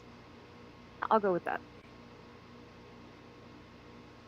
know that for I think I have a positive tag where I sacrificed a little bit of dignity while I was determined to pursue the Black Rose, and then I think that a little bit like I don't know. There might be something with the here's where the other one that I'm stuck on is I think she went a little easy on the pink larkspur, even though like pink larkspur wasn't doing anything wrong, but she definitely like maybe it's just like flustered or something like that. Or has that effect on people. Thin-skinned, maybe that's it. Yeah, that feels like a tag rich for future actually usage. I think that works for, so I'm just gonna give her the one negative tag, and I think that works for a lot of things. Delightful. So thin-skinned. You'd mark it with a parenthetical M if it's coming from the masked conditions. And was Fiamma getting a tag? Yes, I'm getting something for civilian. Obedience and hardship. Yeah. Because I don't think I need more than one positive tag, even though I feel like I don't know. Yeah. Something similar to the word that I had a few minutes ago. What was it? This is what happens when your brain goes from English to Italian to English again. It's like it's right there, but it won't quite. Yeah, it was right there, and and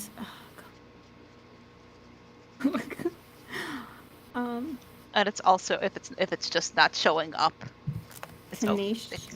Ooh, that's good. That is good. Like that fit that scene. That's very yes, I love it. Delightful. It's really interchangeable, I think, at this point for that one. Could be mask, could be civilian. She did a bunch of things. Yeah. All right. Thank you both. Anyone else? That was fun. Anyone else need a tag, want a tag, or shall we do rumors real quick? Let's spread rumors. Right. Rumors. Like I said in the chat, I have struck out Eleanor's rumor because that has very thoroughly come into play. So yeah, we'll just go in snake pattern. Whoever has a first rumor, tell us what it is, and we'll just go through the chain, and then the person who does the last rumor will just reverse it. So you can create or you can spread.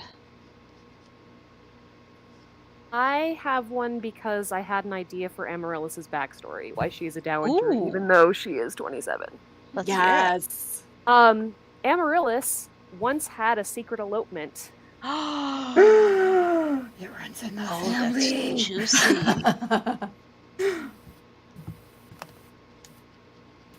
Amazing. I have a rumor to start. You can just add your rumor. Go ahead and write that one because I was adding an epistolary channel and didn't actually write it. Sorry about that. I'm so glad. I was hoping to ask about epistolary. I'm sorry, I'm going to be a monster. Oh, they're the best. Isabella's letters are art pieces. Oh, thank you so much. Yay! They're so good. All right. So I have a rumor that I would like to start. Let's see. Mr. Montague's killer is resuming activities. Ooh.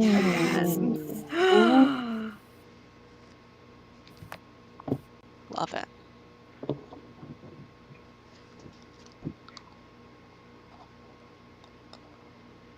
I am going to start a rumor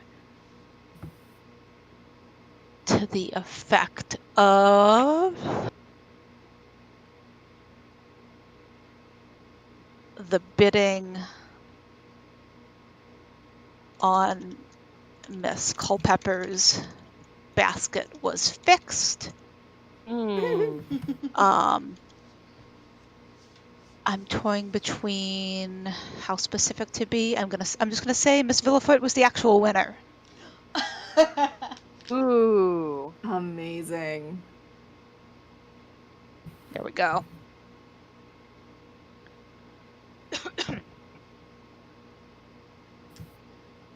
I'm going to have the rumor that the reason Margaret ended her engagement was she learned her fiance was a masked vigilante. Ooh.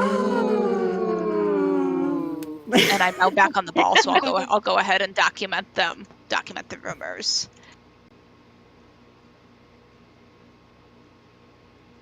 To minimize the chance of people writing in the same tab at once. All right. Then, is that everyone? So do we snake now? I think. have- No, was I gonna say- didn't do one. Yeah.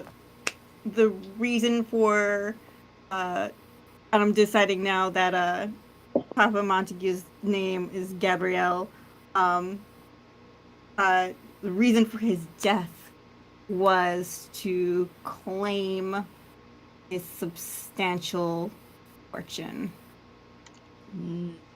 His secret substantial fortune. That's the rumor. Love a secret fortune. Yes.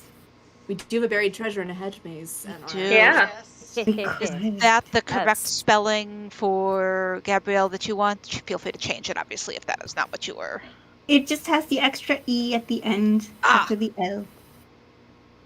I was gonna go with Marius, and then I realized I just did another M name and I forgot it. Poor Marcus Mr. Sewell. Sewell. Poor Marcus. Mr. Sewell. Who knows where Marcus got off to? It's Oh, fine. Marcus. Was that who got kidnapped? We don't know. Oh, I know what my rumor is. Yeah? Tell us all Do about it. it. Goodness. Marcus Sewell eloped. Trying to think of who he eloped with. I'm just gonna go he eloped.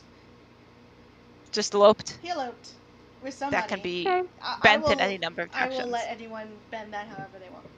All right. Would you like to create a second rumor or spread an existing rumor I'm as going we to sneak back? Spread the Margaret ended her engagement. Oh, you beat me to Delightful. it. Isabella, would you like to I'm- create a second one or spread? I'm gonna go. Darn, I'm gonna go with That one's juicy. Mr. Montague's That killer is. is resuming activities That was a again. good one. That was my second choice. I feel like So I should create. Yeah, go for it. You know what? I'm gonna spread that Amaryllis once had a secret elopement. Yay. Delightful.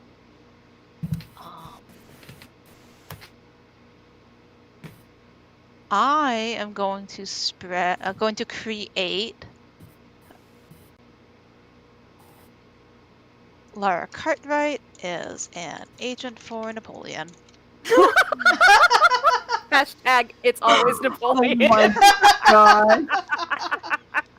Always Napoleon. I don't remember who I went after on the way out, so. It's Oh my fine. gosh. Amazing. It's fine. I love this. Oh Me gosh. too.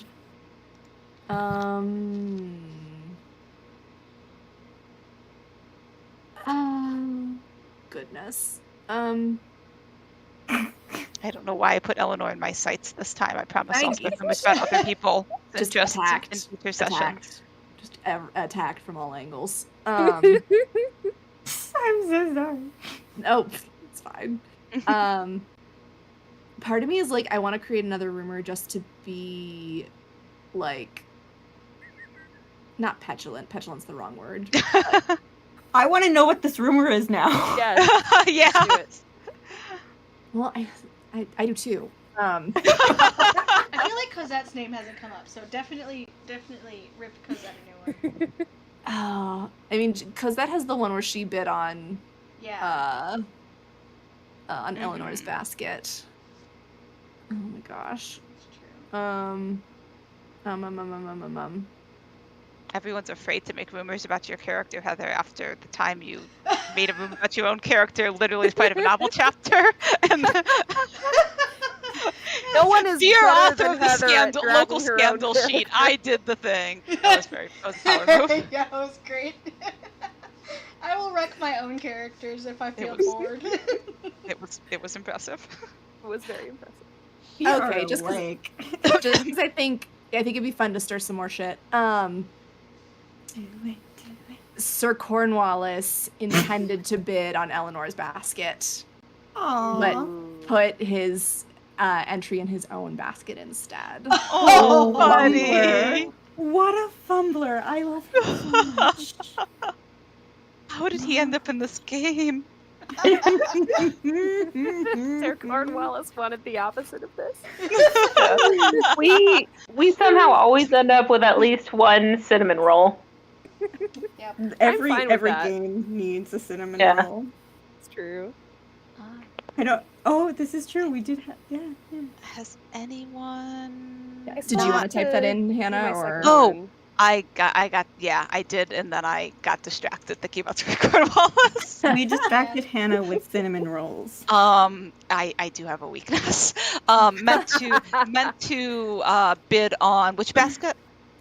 Eleanor's, Miss Culpepper's Okay. basket? Pepper's basket, but He accidentally accidentally bid on his own. bid on his own and didn't even win. Yeah. All right, thank you. Poor anyone else? Sleeping. Who was Yeah. waiting? Oh yeah. Oh. You're okay. Oh no! Allie. I had no, Allie. Why? It happens. Oh Allie's no. just in fine form.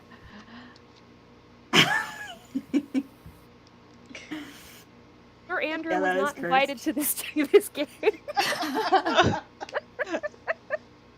I almost wanted to write that as a rumor, and then I was like, oh wait, I know what's happening here.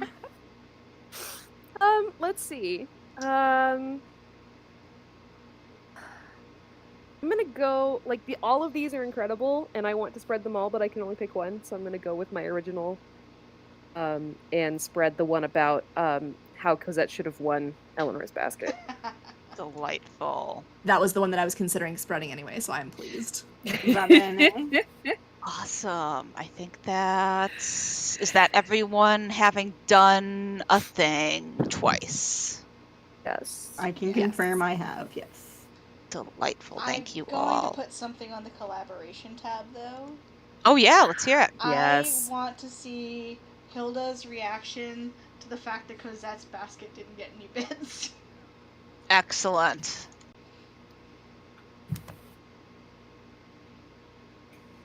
Because I feel like that's going to be amazing. Yeah. Yeah, there will be a discussion. I feel like. Yeah. So good news, we're entering epistolary, and because Yay. timing is a thing, we'll do. So I created the Outlaws epistolary channel. People who like to do written letters, feel free to do written. I mean, epistolary can be whatever you want it to be. Letters, journal entries, like Reddit posts, whatever. Probably not Reddit posts, but you know what I mean.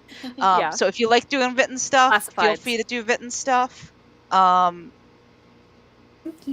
don't have to hold yourself to 2 if you don't want to. We've got a week before the next game.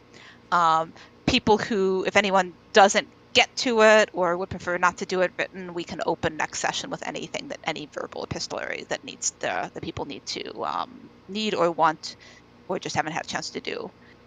We'll pick back up with, and then charge into Rooftop Phase 2. Fantastic. Thank you all. I will attempt to be more aware of the passage of time next time. Thank you all for bearing with me and being hilarious and dashing and all of the things. I am This is excited to great. see how this Yes. continues to evolve. Yeah, I'm Wonderful. delighted. Thank you At so all. much. Yes. Mm. Yes, thank you, everyone. Thank you. all, and to all a good night. Bye. Night. Night. Laura, bye bye.